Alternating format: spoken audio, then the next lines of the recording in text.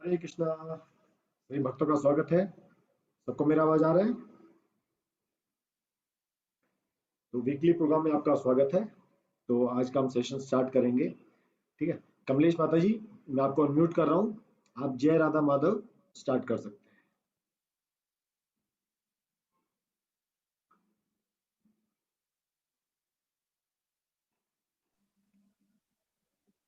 हरे कृष्ण प्रभु जी, धन्यवाद प्रणाम।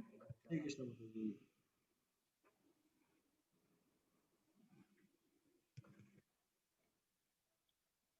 प्रभु जी करें शुरू। यस माता जी।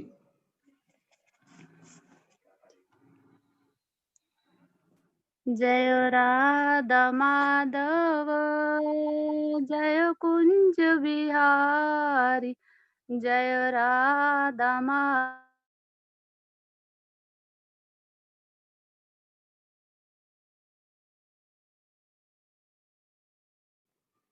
माता जी, आप अनम्यूट हो गए, फिर से आपको अनम्यूट कीजिए अपने आप को। म्यूट हो गए।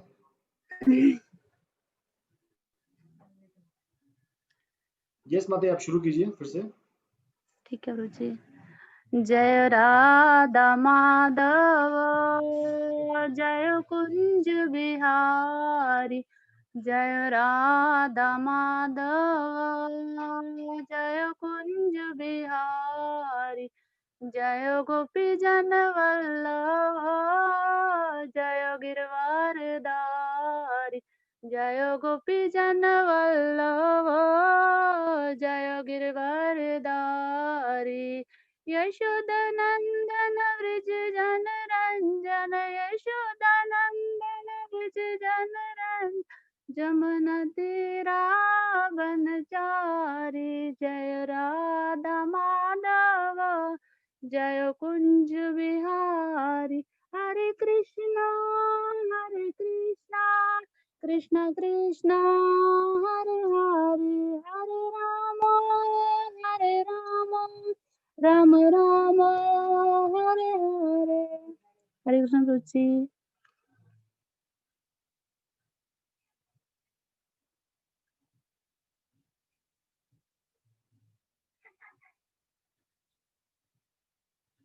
बोल रही है मम्मा से आ रही है मुझे।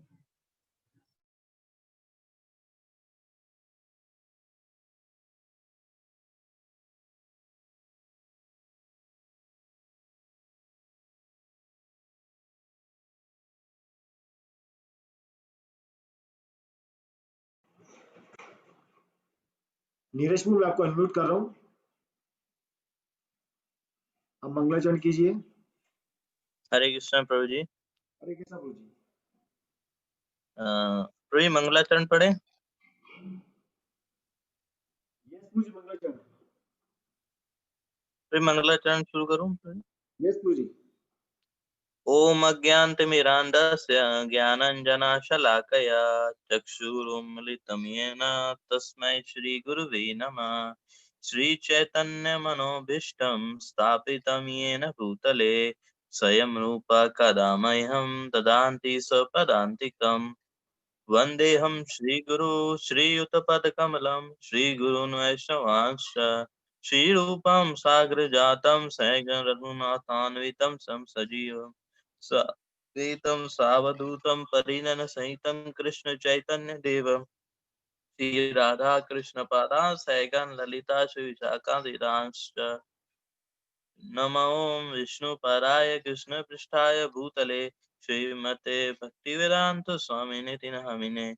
नमस्ते सरस्वते देवे गौरवाणी प्रचारिणे निर्विशेष शून्यवादी पाश्चात्यदेशतारिणे। नमो महावदन्याय कृष्ण प्रेम पदायते कृष्णाय कृष्ण चैतन्य नामने गौतश्री नमः। पंचतत्वात्मकं कृष्णं भक्तस्वरूपकं भक्ताख्यं नमामि भक्तशक्तिकम्। हे कृष्ण करुणा सिंधु दीनबंधु जगतपते गोपेश गोपिका कांता राधा कांत नमोस्तुते। तप्त कांचन गौरांगी राधे वृंदावनेश्वरी वृषभानुसुते देवी प्रणमामि हरिप्रिये। वाञ्छाकल्पतरुभ्यश्च कृपा सिन्धुभ्यैव च पतितानां पावनेभ्यो वैष्णवेभ्यो नमो नमः। जय श्री कृष्ण चैतन्य प्रभु नित्यानंद श्री अद्वैत गदाधर शिवासादि गौर भक्तवृंद। हरे कृष्णा कृष्ण कृष्ण हरे हरे, हरे राम राम राम हरे हरे। हरे कृष्ण। प्रभु जी म्यूट है शायद से माइक आप, आवाज नहीं आ रही प्रभु जी आपकी। ठीक है गुरुजी, आवाज आ रही है अभी? ना अभी अटक रही है, अभी थोड़ी थोड़ी आई थी। यस गुरुजी, धन्यवाद yes. Guruji, thank you very much.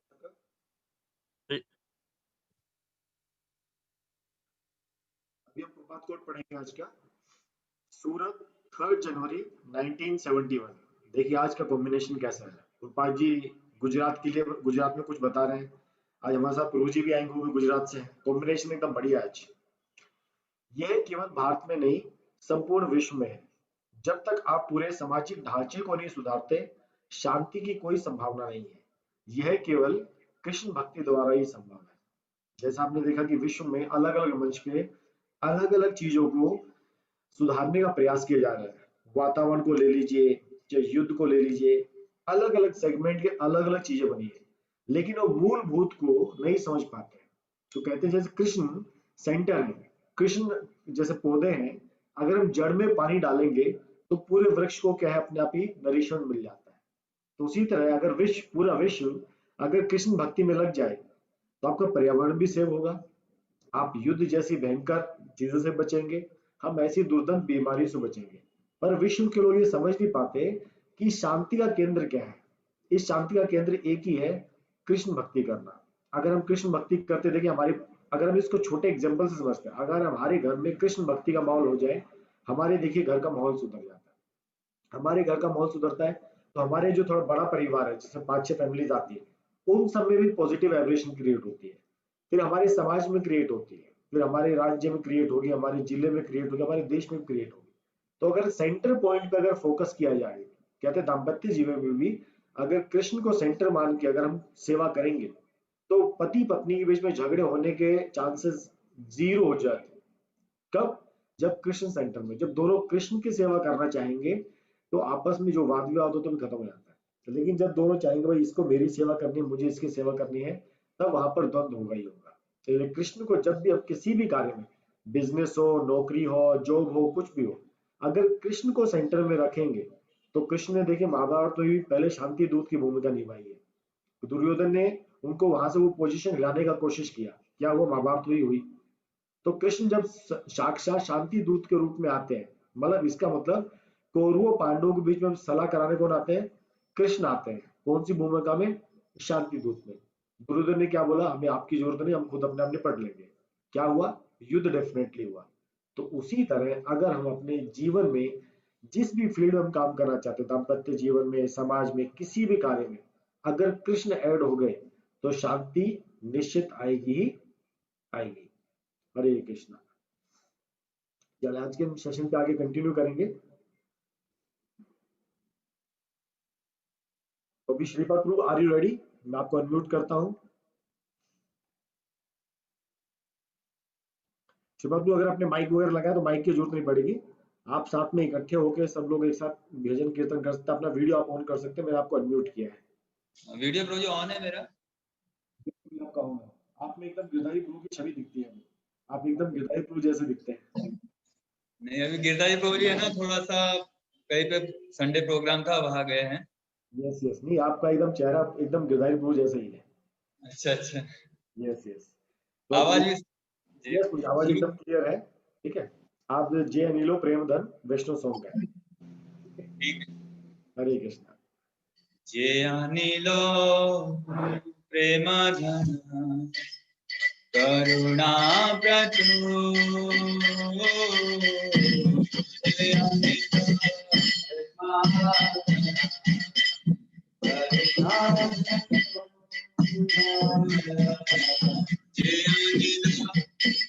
प्रेम धन करुणा प्रचुर,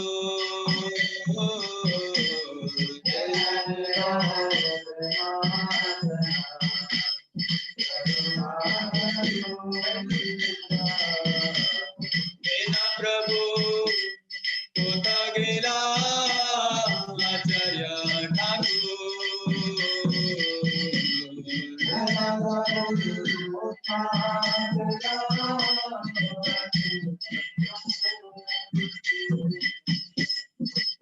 प्रभु गिला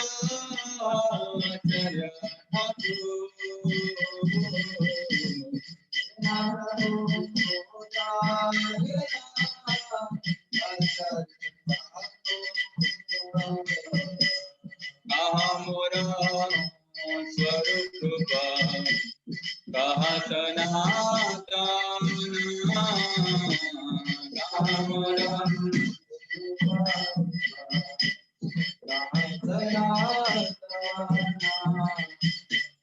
कहा दास रघुनाथ पतित पावन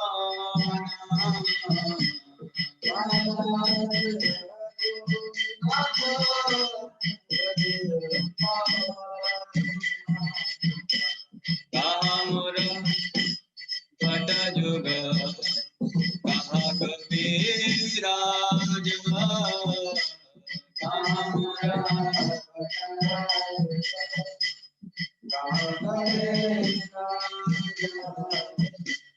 एका काले कोटा गेला नटराज एका काले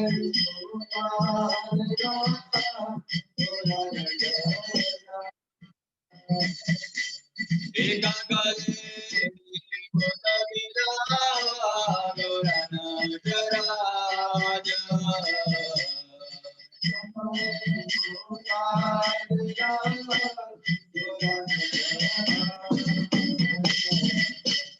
आशाने कोटी वो माता अगले पशीबा आशाने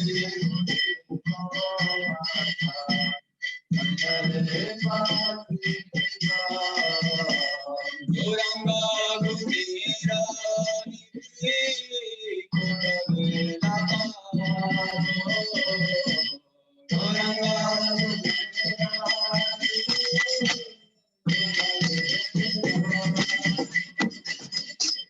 गौरंगा गुमीरा निधि मिलापा गौरंगा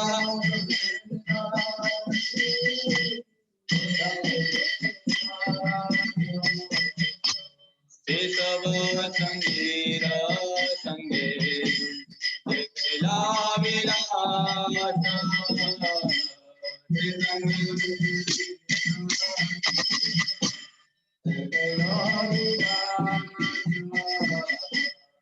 संगना पाया कंदे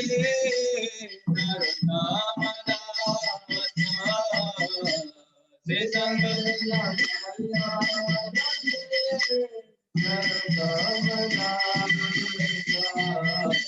से संगना पाया कंदे नरता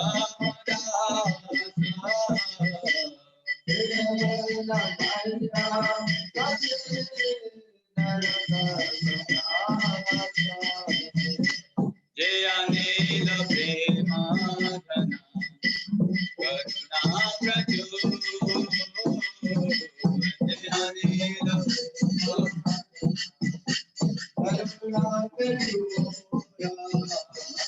इन प्रभु को गेला आचार्य ठाकुर इन प्रभु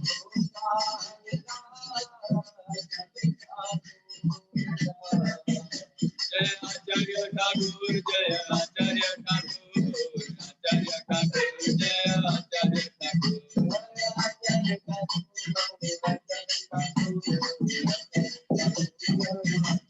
जय वैष्णव ठाकुर जय वैष्णव ठाकुर वैष्णव ठाकुर जय वैष्णव ठाकुर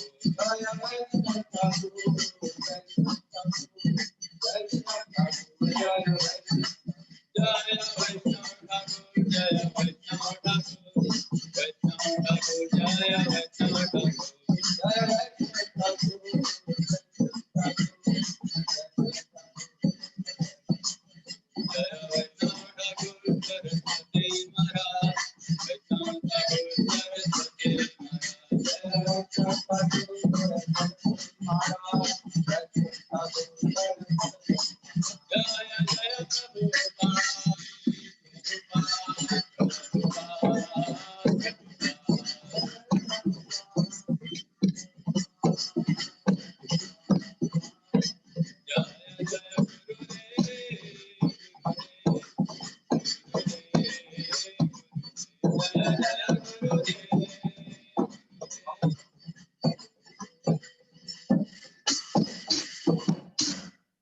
सदगुरु श्रील प्रभुपाद की जय।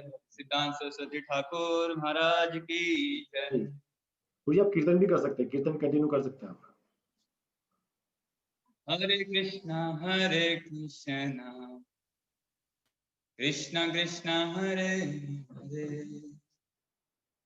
हरे राम राम राम हरे हरे। हरे कृष्णा हरि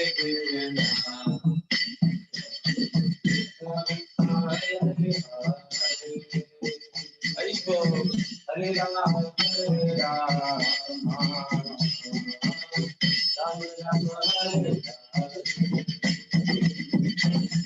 हरे कृष्ण कृष्ण कृष्ण हरे हरे, हरे राम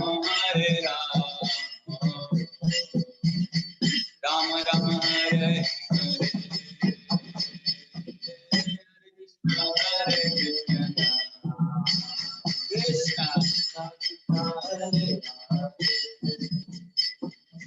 कृष्ण हरे राम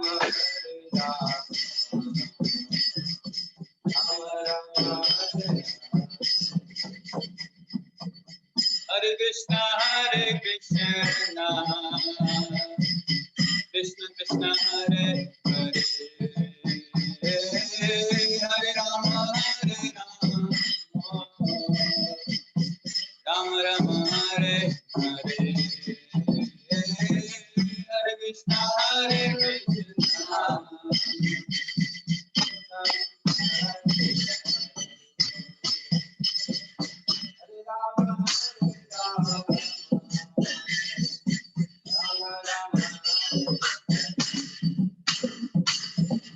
हरे कृष्ण हरे कृष्ण कृष्ण कृष्ण हरे हरे, हरे राम राम राम हरे हरे कृष्ण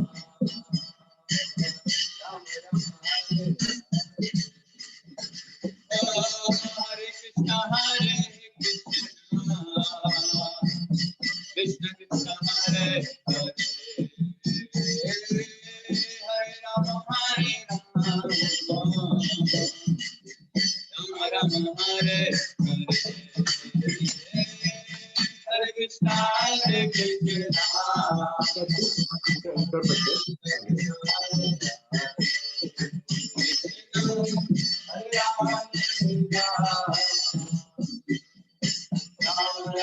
हरे हरे कृष्ण कृष्ण कृष्ण हरे हरे राम राम हरे हरे, हरे कृष्ण एंड कर सकते हैं, सूर्य आ गए। कृष्ण हरे राम राम राम हरे हरे कृष्ण कृष्ण कृष्ण हरे हरे राम राम राम हरे हरे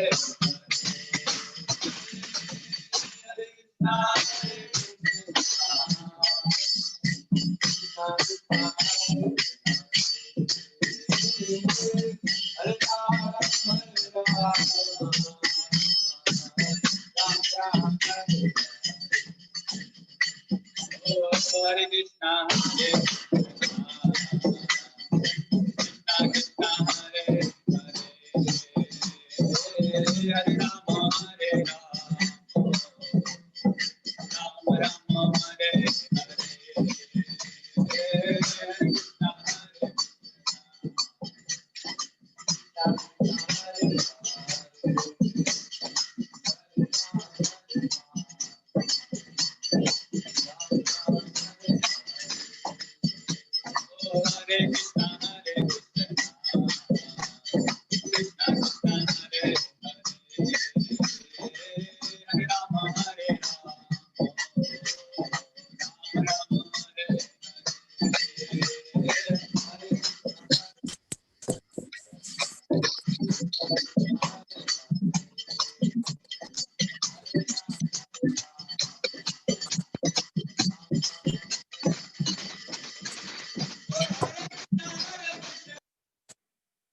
प्रभु, थैंक यू वेरी मच। हरे कृष्णा। तो अद्वैताचार्य प्रभु हमारे बीच में आ चुके हैं, तो मैं दिनेश प्रभु से रिक्वेस्ट करूंगा वो प्रभु जी को इंट्रोड्यूस करेंगे एक बार। हरे कृष्णा। हरे कृष्णा प्रभु जी, दंडवत प्रणाम। हरे कृष्णा। आवाज आ रही है प्रभु जी मेरी? बिल्कुल आवाज आ रही है। द्वैत प्रभु महसाणा इस्कॉन मंदिर से हमारे साथ अभी जुड़ गए हैं। दंडवत प्रणाम प्रभु जी। दंडवत प्रणाम। हाँ प्रभु जी, महसाणा से इस्कॉन मंदिर से अद्वैत प्रभु जी, गुरु महाराज जी के आशीर्वाद से महसाणा में काफी लगभग 5-6 साल से मंदिर रेडी हो गया है और हम सब लोग वहाँ पे प्रभु जी के साथ में ये भजन कीर्तन करते हैं और सारे कम समय में बहुत सारे इस्कॉन का नाम महसाणा में स्थापित किया है और सब लोगों को भक्ति की ओर आगे बढ़ने में मदद करते हैं। हरे कृष्णा प्रभु जी। हरे कृष्णा। दिनेश प्रभु, अद्वैताचार्य प्रभु हमारी छोटी सी क्विक रिक्वेस्ट पे एकदम आ गए आज। धन्यवाद प्रभु जी, थैंक यू वेरी मच। धन्यवाद। मैंने आपको टॉपिक बता दिया, फिर भी आपकी जो इच्छा है, आप भक्ति सिद्धांत स्वरूप ठाकुर प्रभुपाद महाराज के बारे में बोलना चाहें आप वो भी बोल सकते हैं। अगर आप अनर्थ निवृत्ति के बारे में बोलना चाहें आप वो भी बोल सकते हैं। धन्यवाद प्रभु जी। नहीं, हम क्या बोलना चाहते हैं वो इम्पोर्टेंट है कि दवाई जिसकी जरूरत है वो इम्पोर्टेंट है। वो जो आप डिसाइड कीजिए कैसे। आपके सामने सारे बीमार हैं हम तो। नहीं, कोई जाके डॉक्टर के से कहेगा कि डॉक्टर आपको जो अच्छी लगे दवाई दे दीजिए।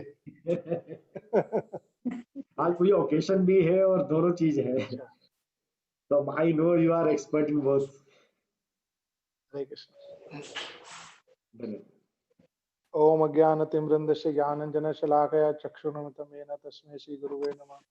श्री चैतन्य मनोभीष्टं स्थापितं येन भूतले स्वयं रूपमियं ददाति स्वपदान्तिकम्। नमो विष्णुपदाय कृष्णपृष्ठाय भूतले श्रीमते नवविरविन्द स्वामिनिति नामिने नमस्ते प्रभुपादेवी नाम संकीर्तनं विचारणे विशेष शून्यवादी समस्त देशतारिणे। हरे कृष्णा। 31 सभी भक्तों एवं माताओं का बहुत बहुत धन्यवाद कि आपकी कृपा से ही वैसे तो आज हम ये सेवा कर रहे हैं, क्योंकि इच्छा आपकी है इसलिए हम सेवा करने का प्रयत्न कर रहे हैं। आज परम पूज्य श्री भक्ति सिद्धांत महाराज जी का तिरोभाव दिवस है, तो ये हमारे वैष्णव परंपरा में बहुत बड़ा दिन माना जाता है आज का। किसी भी वैष्णव का संसार में प्राकट्य होना और अप्रकट होना दोनों ही बड़ा महत्वपूर्ण है, लेकिन इसमें जो अप्रकट होने की जो लीला है वो ज्यादा महत्वपूर्ण इसलिए है क्योंकि जब वैष्णव प्रकट होते हैं तब हम उनके गुणों के बारे में या उनके विशेष जीवन के बारे में नहीं जानते, लेकिन वही जब वैष्णव अप्रकट होते हैं तब हम उनके संपूर्ण जीवन के और उनके गुणों के बारे में जानते हैं। इसलिए हमारे संप्रदाय में प्राकट्य और अप्रकट्य दोनों को ही बड़े धूमधाम से मनाते हैं, लेकिन विशेष करके अप्रकट लीला को भी ज्यादा महत्व दिया जाता है। इसीलिए जो तिरोभाव दिवस होता है वो हमारे लिए ज्यादा महत्वपूर्ण है आविर्भाव से, क्योंकि उस दिन भक्त भगवान से मिलते हैं और अनंत जीवों के ऊपर कृपा करके संसार से लौटे होते हैं। इसीलिए उनके उपलक्ष्य में सब लोग उनको याद भी करते होते कि उन्होंने इतनी कृपा जीवों के ऊपर की है। तो परम पूज्य भक्ति सिद्धांत सरस्वती महाराज जी आज गोलोक वृंदावन धाम को चले गए थे। भगवान राधा कृष्ण की लीला में, भगवान के जो माधुर्यमय लीला के अंदर भक्ति सिद्धांत महाराज जी महाराज नयन मणि मंजरी के अवतार थे। नयन मणि मंजरी का एक विशेष महत्व ये है कि भगवान कृष्ण और राधा रानी जब लीला करते हैं ना, तो उस लीला में भगवान का राधा रानी के प्रति और राधा रानी का भगवान कृष्ण के प्रति परकीय भाव है। परकीय भाव में कोई भी स्त्री किसी पुरुष को सीधी सीधी दृष्टि से नहीं देखती है, क्योंकि सीधी सीधी दृष्टि से देखते हैं तो समाज उसका विरोध करता है और ये नीति के शास्त्र से उपयुक्त नहीं माना जाता। इसलिए कोई भी प्रेमिका अपने प्रेमी को सभी के बीच में सीधी दृष्टि से नहीं देखती, तिरछी दृष्टि से देखती है। जिसको साइड लॉन्ग ग्लांस कहते हैं, तो तिरछी नजर से देखने का प्रयत्न करते हैं। तो उसमें भक्ति सिद्धांत महाराज जी जो है वो नयन मणि मंजरी के रूप में है श्रीमती राधा रानी के। तो नयन मणि मंजरी का विशेष महत्व यहाँ पर ये बताया जाता है कि जब राधा रानी कृष्ण की तरफ दृष्टिगोचर करती है, जब कृष्ण वन भ्रमण के लिए निकलते, गायों को लेकर निकलते हैं जब, तो उस समय राधा रानी जब भगवान कृष्ण को देखती है, तो उस समय राधा रानी भगवान कृष्ण को सीधा ना देख के तिरछी नजर से देखने का प्रयत्न करती है। तो जो साइड ग्लांस से देखती है राधा रानी, तो उसमें जो राधा रानी कृष्ण के प्रति जो प्रेम प्रकट करती है, उस प्रेम का जो एक स्वरूप है, वो नयन मणि मंजरी के रूप में हमारे भक्ति सिद्धांत महाराज जी का वो वास्तविक रूप है वो।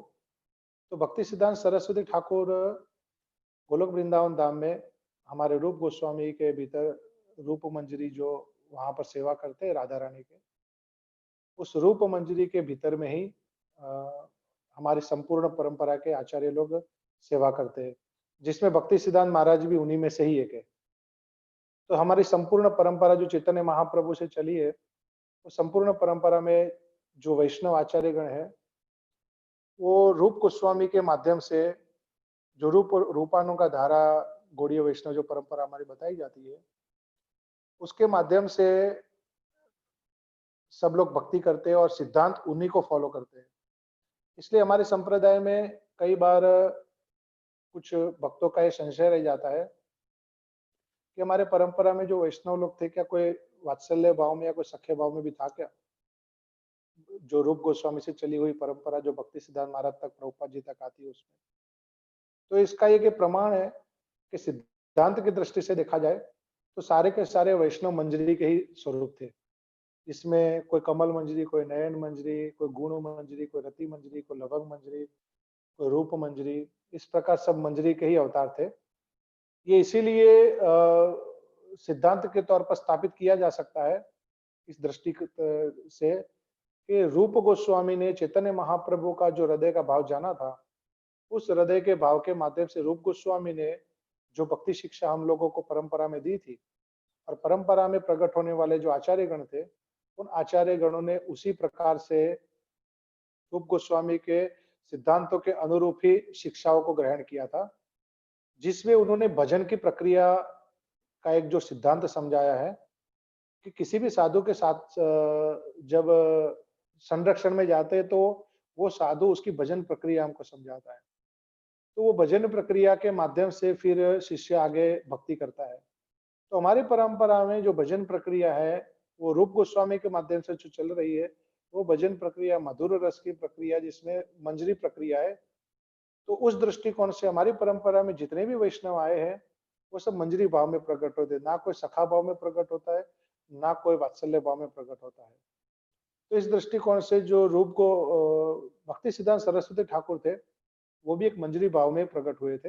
वो स्वयं गोलोक धाम में मंजरी थे, और हमारे प्रभुपाद जी भी स्वयं गोलोक वृंदावन धाम में एक मंजरी का ही रूप है, क्योंकि परंपरा में सिद्धांत इस दृष्टिकोण से परिवर्तित नहीं होते हैं, वो सिद्धांत एक ही बने रहते हैं।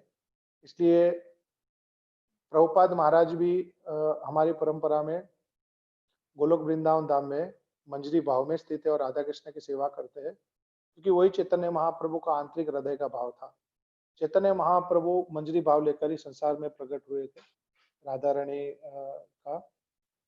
तो जिसमें भक्ति सिद्धांत महाराज जी जब प्रकट होते हैं, उस समय का जो दौर रहता है, भक्ति सिद्धांत महाराज जी भक्तिविनोद ठाकुर महाराज जी के पुत्र के रूप में प्रकट होते हैं।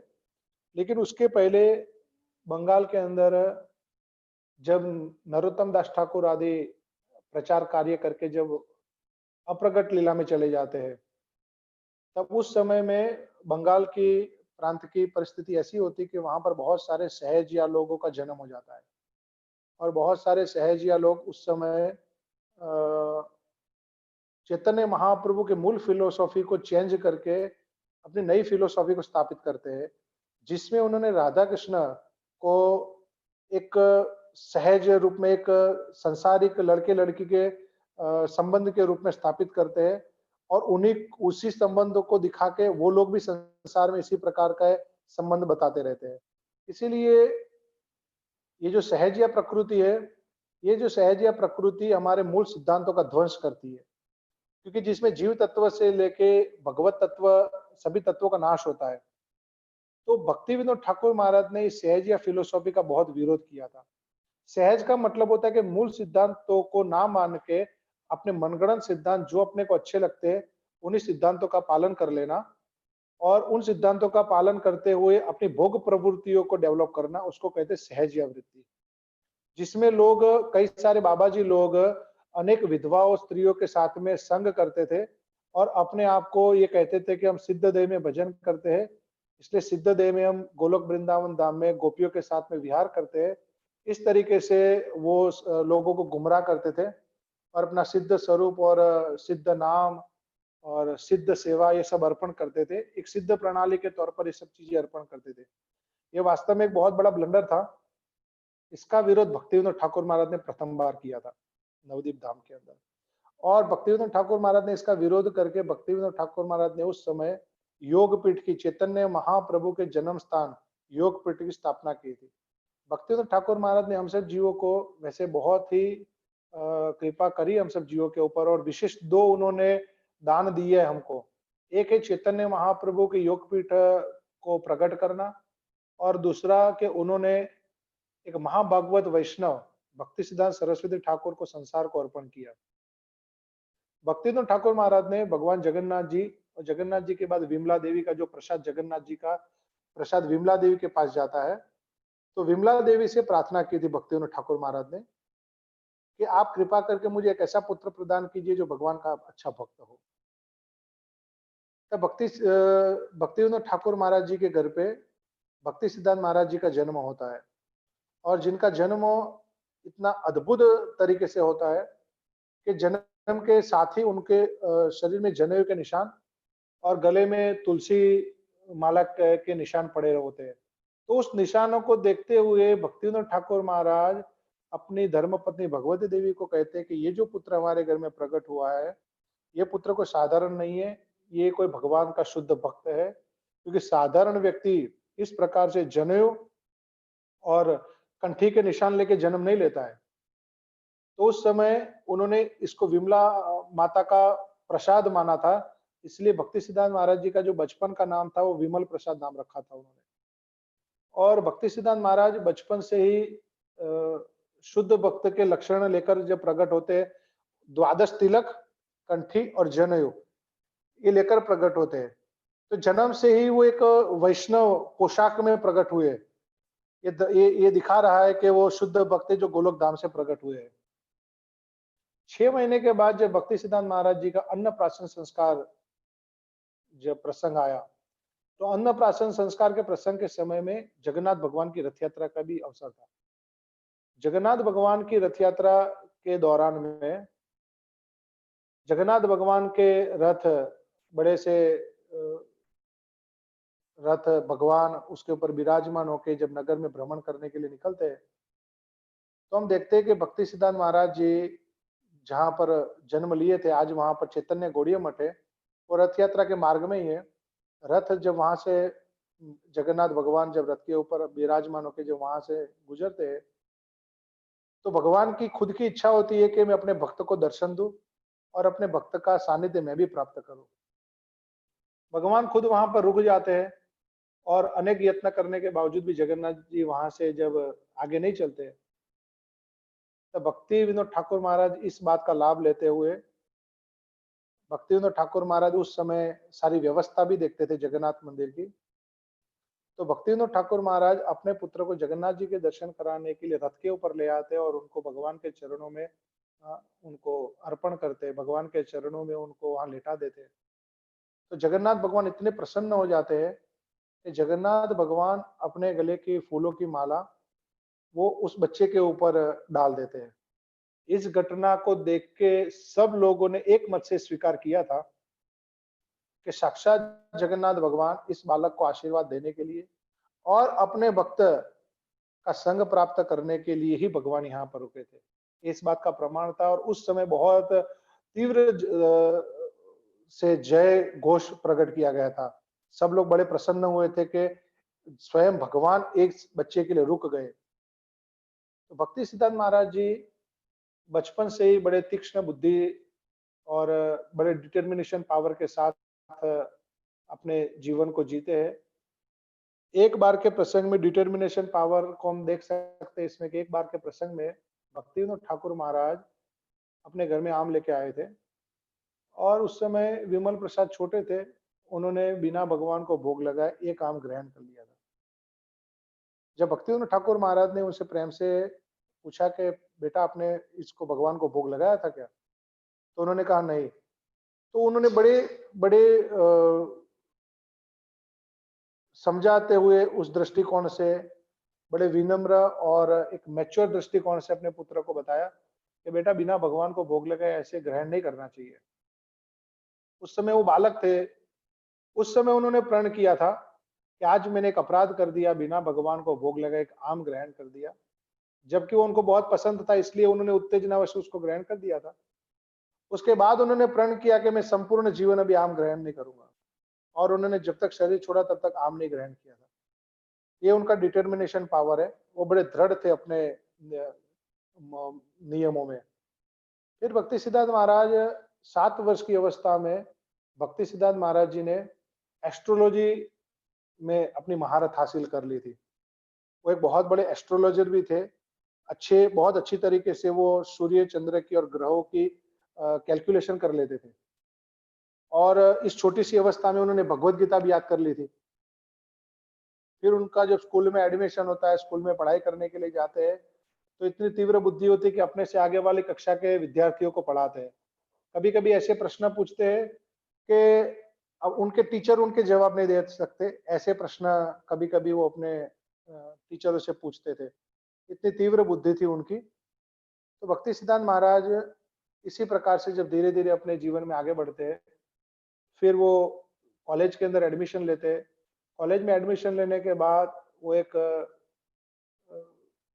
क्रिश्चियन मिशनरी कॉलेज रहती है जिसमें उनका एडमिशन होता है, जहां पर विद्यापक वगैरह लोग, अंग्रेज लोग वहां पर पढ़ाते थे। तो भक्ति सिद्धांत महाराज जी ने एडमिशन लिया, कुछ समय तक वहां पर पढ़े, फिर बाद में उन्होंने उसका बहिष्कार कर दिया, कहते मैं उस पढ़ाई को नहीं पढ़ सकता। उन्होंने बहिष्कार कर दिया, उसका त्याग कर दिया, और पढ़ने में बहुत इंटेलिजेंट थे वो। भक्ति सिद्धांत महाराज ने ये पढ़ाई जब छोड़ दी, उसके बाद भक्ति सिद्धांत महाराज जी ने अपने पिता के मार्गदर्शन के तहत आध्यात्मिक भक्ति की पढ़ाई शुरू की थी। उस समय भक्ति सिद्धांत महाराज जी के घर पे उनके पिताजी के विनोद बिहारी बाबा जी विपिन बिहारी गोस्वामी महाराज आए थे, और जब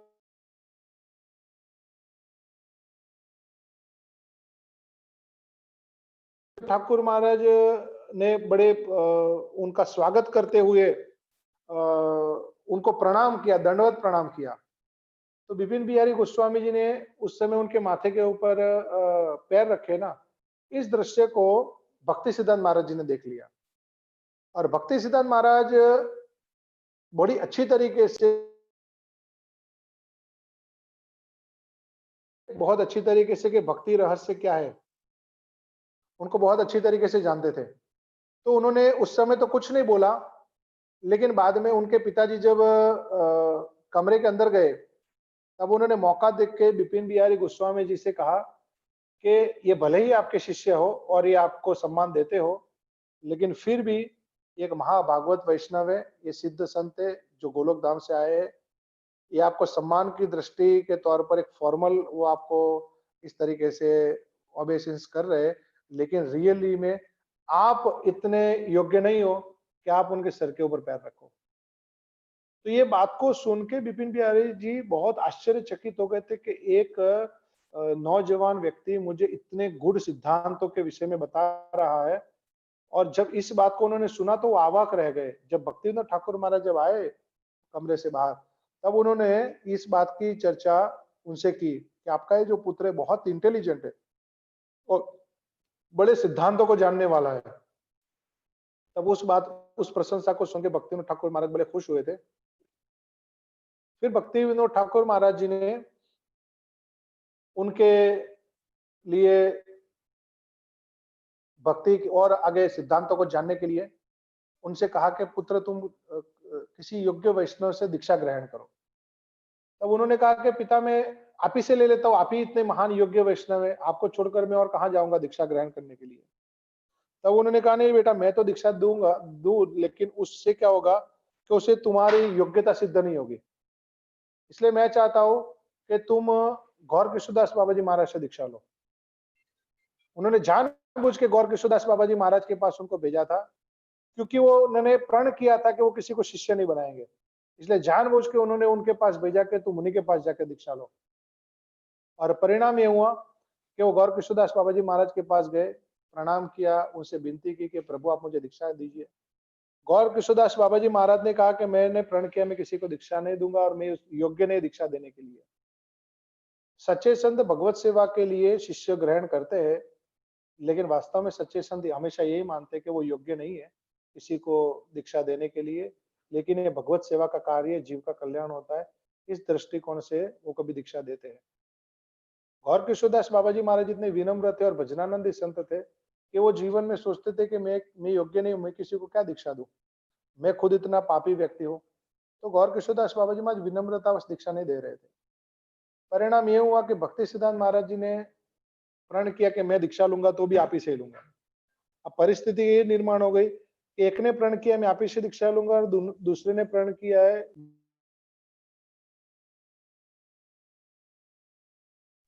अभी परिस्थिति यहाँ ये हो गई है कि एक सच्चे गुरु और एक सच्चे शिष्य के बीच में आपस में प्रतिज्ञा हो गई है। तब इस प्रतिज्ञा को कैसे पूरा किया जाए? तो कहते जब एक भगवान और एक सच्चे भक्त के बीच में जब इस प्रकार से प्रतिस्पर्धा की प्रतिज्ञा होती है तो हमेशा जीत भक्त की होती है। इसी प्रकार एक सच्चे गुरु और एक सच्चे शिष्य के बीच में जब इस प्रकार की प्रतिज्ञा होती है तो जीत हमेशा शिष्य की होती है, क्योंकि ये प्रेम का संबंध है, इसलिए जीत वहां शिष्य की होती है। क्योंकि गुरु जानते, इसलिए गुरु प्रेम के संबंध के कारण अपनी प्रतिज्ञा का त्याग करते थे, जिस प्रकार भगवान अपनी प्रतिज्ञा का त्याग कर देते हैं। तो यहाँ गौर कृष्णदास बाबा जी महाराज की एक तरफ प्रतिज्ञा, एक तरफ भक्ति सिद्धांत महाराज जी की प्रतिज्ञा एक तरफ है। अब परिणाम ये हुआ कि भक्ति सिद्धांत महाराज जी ने बार बार उनको अप्रोच किया और उन्होंने बार बार मना किया। तब भक्ति सिद्धांत महाराज जी ने उपवास करना चंद्रायण व्रत करना शुरू कर दिया। चंद्रायण व्रत एक इस प्रकार का व्रत है कि एक तरीके से धीरे धीरे करके आपका शरीर छूट जाएगा। चंद्रायण व्रत में पूरे के पूरे जौ गाय को खिलाए जाते हैं और जो गाय गोबर करेगी उसमें से जौ बीन लिए जाते हैं और जौ बीनने के बाद आज अमावस्या है तो आज कुछ भी नहीं ग्रहण करना, कल एकम है तो कल एक निवाला ग्रहण करना, फिर द्वि जाती है तो 2 निवाले, ती जाते है तो 3 निवाले ग्रहण करने। इस प्रकार से पूर्णिमा को 15 निवाले ग्रहण करने, फिर धीरे धीरे करके उसको कम करते जाना, अमावस्या को उसको बंद कर देना। इस प्रकार से चंद्रायण व्रत किया जाता है। तो ये व्रत एक तरीके से ऐसा व्रत है कि जिसमें धीरे धीरे करके व्यक्ति का शरीर क्षीण हो जाता है। उन्होंने चंद्रायण व्रत करना शुरू कर दिया। परिणाम ये हुआ कि चंद्रायण व्रत करने के कारण भक्ति सिद्धांत महाराज जी धीरे धीरे करके उनका शरीर क्षीण होने लगा। इस बात का पता जब गौर कृष्णदास बाबा जी महाराज को लगा तो गौर कृष्णदास बाबा जी महाराज इस बात से बड़े प्रसन्न हुए और उन्होंने अपनी प्रतिज्ञा तोड़ के जीवन में एक शिष्य बनाया। वो थे परम पूज्य श्री भक्ति सिद्धांत सरस्वती महाराज। तो गौर कृष्णदास बाबा जी महाराज को अपनी प्रतिज्ञा तोड़ने में संकोच नहीं हुआ, दुख महसूस नहीं हुआ। उन्होंने देखा कि एक सच्चा शिष्य जब दीक्षा लेना चाहता है और इतनी उसमें तीव्रता है दीक्षा ग्रहण करने की, तो गौर कृष्णदास बाबा जी महाराज ने खुशी खुशी अपना प्राण त्याग दिया और गौर कृष्णदास बाबा जी महाराज ने उनको दीक्षा दी।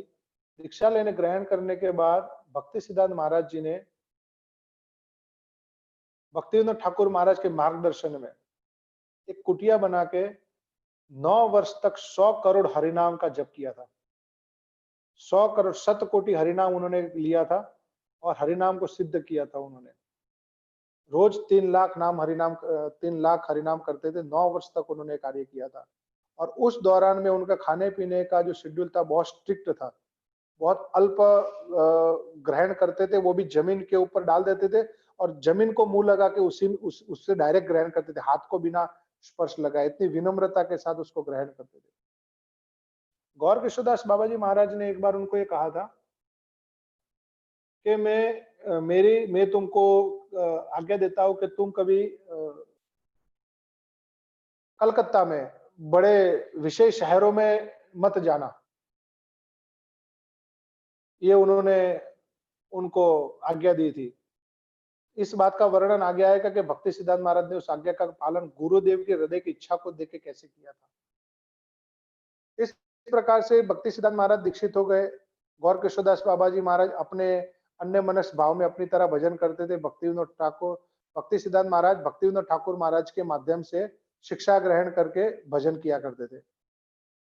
धीरे धीरे परिणाम ये हुआ कि एक समय ऐसा है कि गौर किशोरदास बाबा जी महाराज अप्रकट लीला में चले गए। तो गौर किशोरदास बाबा जी महाराज ऐसा कह गए थे कि मैं जब अप्रकट हो जाऊं ना, तो आप लोगों ने मेरे शरीर को रस्सियों से बांध के, मेरे पैरों को बांध के पूरे नवद्वीप में उसको घसीटते हुए ले जाना। तो बहुत सारे बाबा जी लोग वहां पर एकत्रित हो गए और वो गौर किशोरदास बाबा जी महाराज के पैर को बांधने लग पड़े। जब उनके पैर को बांधने लग पड़े तो उसी समय भक्ति सिद्धांत महाराज वहां पर पहुंचे और उन्होंने जाके कहा, आप क्या कर रहे हो, ये बहुत बड़ा अनर्थ कर रहे हैं आप। तो उन्होंने भक्ति सिद्धांत महाराज जी को एक नौजवान समझते हुए, बालक समझते हुए चुप करा दिया। कहते तुम्हारे तो भी घर, तुम तो अभी घर में रहते हो, तुम्हारे तो बाबा जी दीक्षा हुई नहीं अभी, और तुम इस प्रकार से हमको शिक्षा दे रहे हो। इस प्रकार कह के भक्ति सिद्धांत महाराज जी को उन्होंने डांट के दबाने का प्रयत्न किया और कहते बाबा जी महाराज की हृदय की इच्छा थी, तुम क्या जानो बाबा जी महाराज की इच्छाओं को कैसे पूरा किया जाए। अब भक्ति सिद्धांत महाराज जी को अच्छा नहीं लगा ये बात। तब भक्ति सिद्धांत महाराज जी ने ओपन चैलेंज कर दी कि आप लोग अपने आप को बाबा जी कहते हो और अपने आप को बहुत बड़ा भक्त मानते हो, बहुत बड़ा पंडित मानते हो। मैं आप लोगों को ओपन चैलेंज करता हूं, अगर मेरी चैलेंज अगर कोई स्वीकार करे तो फिर वो मेरे गुरुदेव का संस्कार करने का अधिकारी है, नहीं तो मेरे गुरुदेव का संस्कार करने का अधिकारी नहीं है वो। उन्होंने बाबा जी लोगों को ओपन चैलेंज की कि वही व्यक्ति मेरे गुरुदेव का स्पर्श करे जिसने 1 वर्ष तक कभी किसी स्त्री का चिंतन ना किया हो, ना उसके साथ ऐसा कुछ संग किया हो। तो कोई आगे नहीं आया। उन्होंने कहा एटलीस्ट 6 महीने तक अगर किसी ने ना किया हो तो आगे आए, फिर भी कोई नहीं आगे आया। 1 महीने तक किसी ने अगर ये कार्य ना किया हो तो व्यक्ति आगे आए, कोई आगे नहीं आया। उन्होंने कहा 1 हफ्ते तक किसी व्यक्ति ने अपने ब्रह्मचर्य का पालन किया हो और मन से भी स्त्रियों का चिंतन ना किया हो, विषय भोगों का चिंतन ना किया हो, वो मेरे गुरुदेव का संस्कार करने के लिए आगे आए, कोई आगे नहीं आए। उन्होंने आखिर में बोला 1 दिन भी अगर किसी ने किया हो ना, वो भी आगे आ सकता है। 1 दिन में भी कोई आगे नहीं आया। तब भक्ति सिद्धांत महाराज ने बहुत डांट फटकार लगाते हुए सब बाबा जी जो सहजिया बने हुए थे, बाबा जी सिर्फ मात्र बाबा जी का वेश धारण किए हुए थे, ऐसे लोगों को बहुत डांट फटकार के वहां से हड़का के भगाया। सब लोग यहाँ से दफा हो जाओ, मेरे गुरु जी का मैं एकमात्र शिष्य हूँ और मेरा अधिकार है शिष्य होने के नाते कि गुरु का संस्कार करना, क्योंकि शिष्य पुत्र माना जाता है। तो पुत्र के तौर पर एक गुरु का, यानी कि जो एक पिता है, जो स्पिरिचुअल मास्टर, एक आध्यात्मिक गुरु का संस्कार करने का राइट एक शिष्य के पास होता है। तब भक्ति सिद्धांत महाराज जी ने सबका मुंह बंद करा के गौर किशोरदास बाबा जी महाराज की विधिवत नवद्वीप के अंदर समाधि की थी और उनका अच्छी तरीके से संस्कार किया था। तो इस प्रकार से भक्ति सिद्धांत महाराज जी बहुत स्ट्रिक्ट थे अपने नियमों में भी और भक्ति मार्ग में भी, और अखंड ब्रह्मचारी व्रत में भी बहुत स्ट्रिक्ट थे वो। भक्ति सिद्धांत महाराज जी ने बाद में सोचा कि अभी मुझे चैतन्य महाप्रभु की वाणी का प्रचार करना है, गौर वाणी प्रचार करनी है। तो रियली गौर वाणी क्या है? गौर वाणी जो चैतन्य महाप्रभु की वाणी, चैतन्य महाप्रभु ने क्या किया? चैतन्य महाप्रभु ने अपने जीवन काल में शिक्षा अष्टकम के 8 श्लोक दिए। चैतन्य महाप्रभु की वाणी वो है जो चैतन्य महाप्रभु ने राय रामानंद जी से प्रकट कराई। चैतन्य महाप्रभु की वाणी वो है जो चैतन्य महाप्रभु ने अपने हृदय के भाव रूप गोस्वामी को रूप शिक्षा, सनातन गोस्वामी को सनातन शिक्षा के माध्यम से दी। चैतन्य महाप्रभु की वाणी जो उन्होंने वृंदावन यात्रा करके और दक्षिण भारत की यात्रा करके जो महाप्रभु ने स्वयं से प्रचार करके लोगों को हरिनाम दिया, ये चैतन्य महाप्रभु की वाणी है। तो चैतन्य महाप्रभु की वाणी उन्होंने रूप गोस्वामी के सिद्धांतों के माध्यम से समझते हुए उन्होंने सोचा कि महाप्रभु की जो वाणी थी, जो जीवों के ऊपर दया करना और संसार में फंसे हुए जीवों को इस चक्र से बाहर निकालना, महाप्रभु इसीलिए प्रकट हुए थे। महाप्रभु के प्रकट होने का बाह्य लक्षण था जीवों का कल्याण करना, आंतरिक लक्षण था राधा भाव का आनंद प्राप्त करके उस आनंद को भी एक गुप्त रूप से प्रवाहित करना। तो उन्होंने चैतन्य महाप्रभु के इस दोनों भावों को समझते हुए इस दोनों भावों को जगत में कैसे प्रकट किया जाए, वो जब उन्होंने सोचा तब उन्होंने भक्ति सिद्धांत महाराज जी ने देखा कि मुझे घर का त्याग करना पड़ेगा।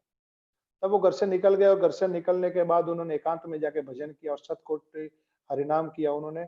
और हरिनाम को सिद्ध करने के बाद पहले भजन किया। चैतन्य महाप्रभु कहते हैं कि भारत भूमिलो मनुष्य जन्म होइलो यार, जीवन सार्थक करी कर परोपकार। आज तो हम सब लोगों को ये लेक्चर देना बहुत रुचिकर लगता है, लेकिन वैसे तो लेक्चर देना वास्तव में इतना रुचिकर नहीं होना चाहिए।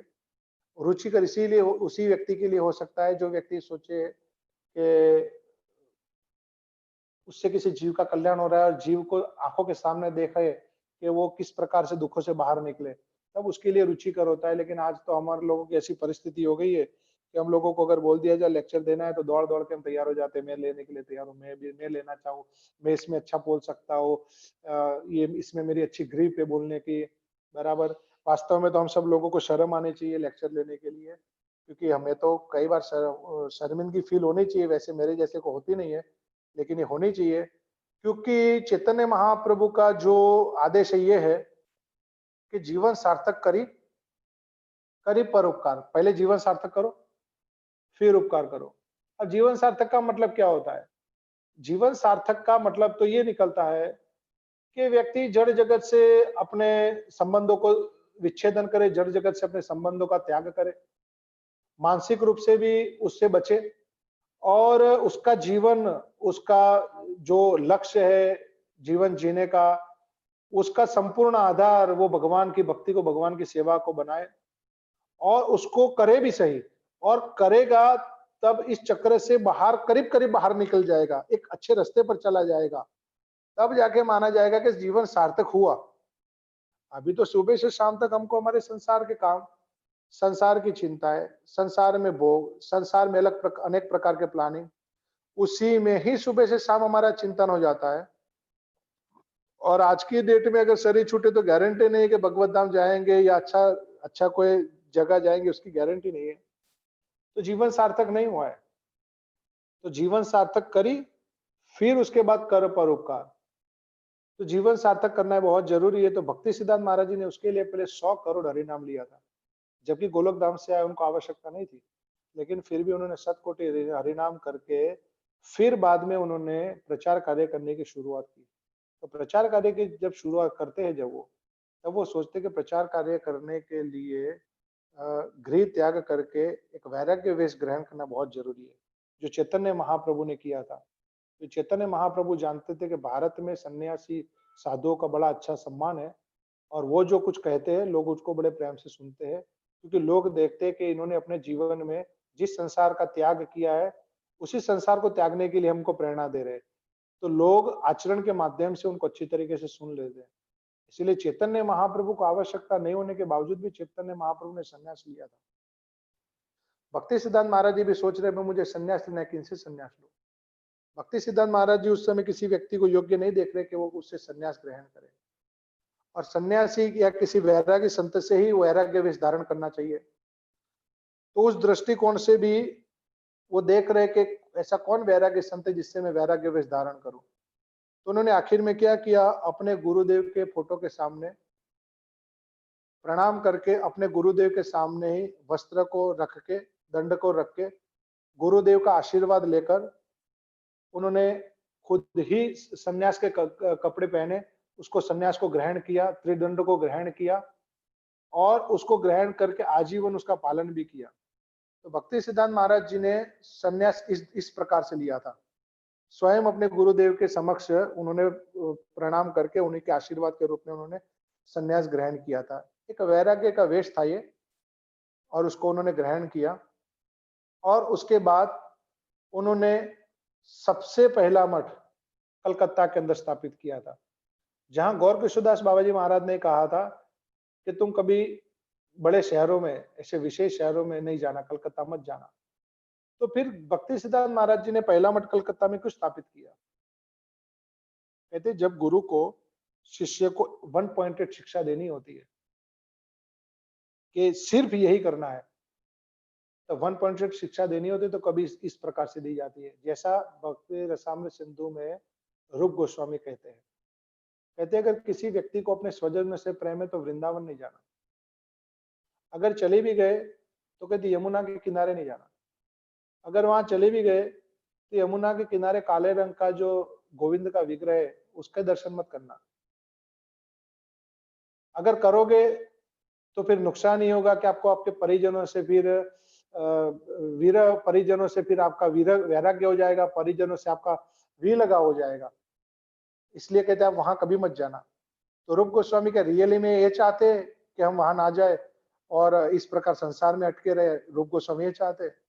रियली में तो रूप गोस्वामी यही चाहते कि निश्चित तौर से वृंदावन जाओ, और अगर वृंदावन में गए हो तो निश्चित तौर से यमुना के किनारे पर गोविंद देव जी का मंदिर है, हाँ, उसके जाके दर्शन निश्चित तौर से करो। जब तक नहीं करोगे तब तक संसार विषय बंधन नहीं जाएगा।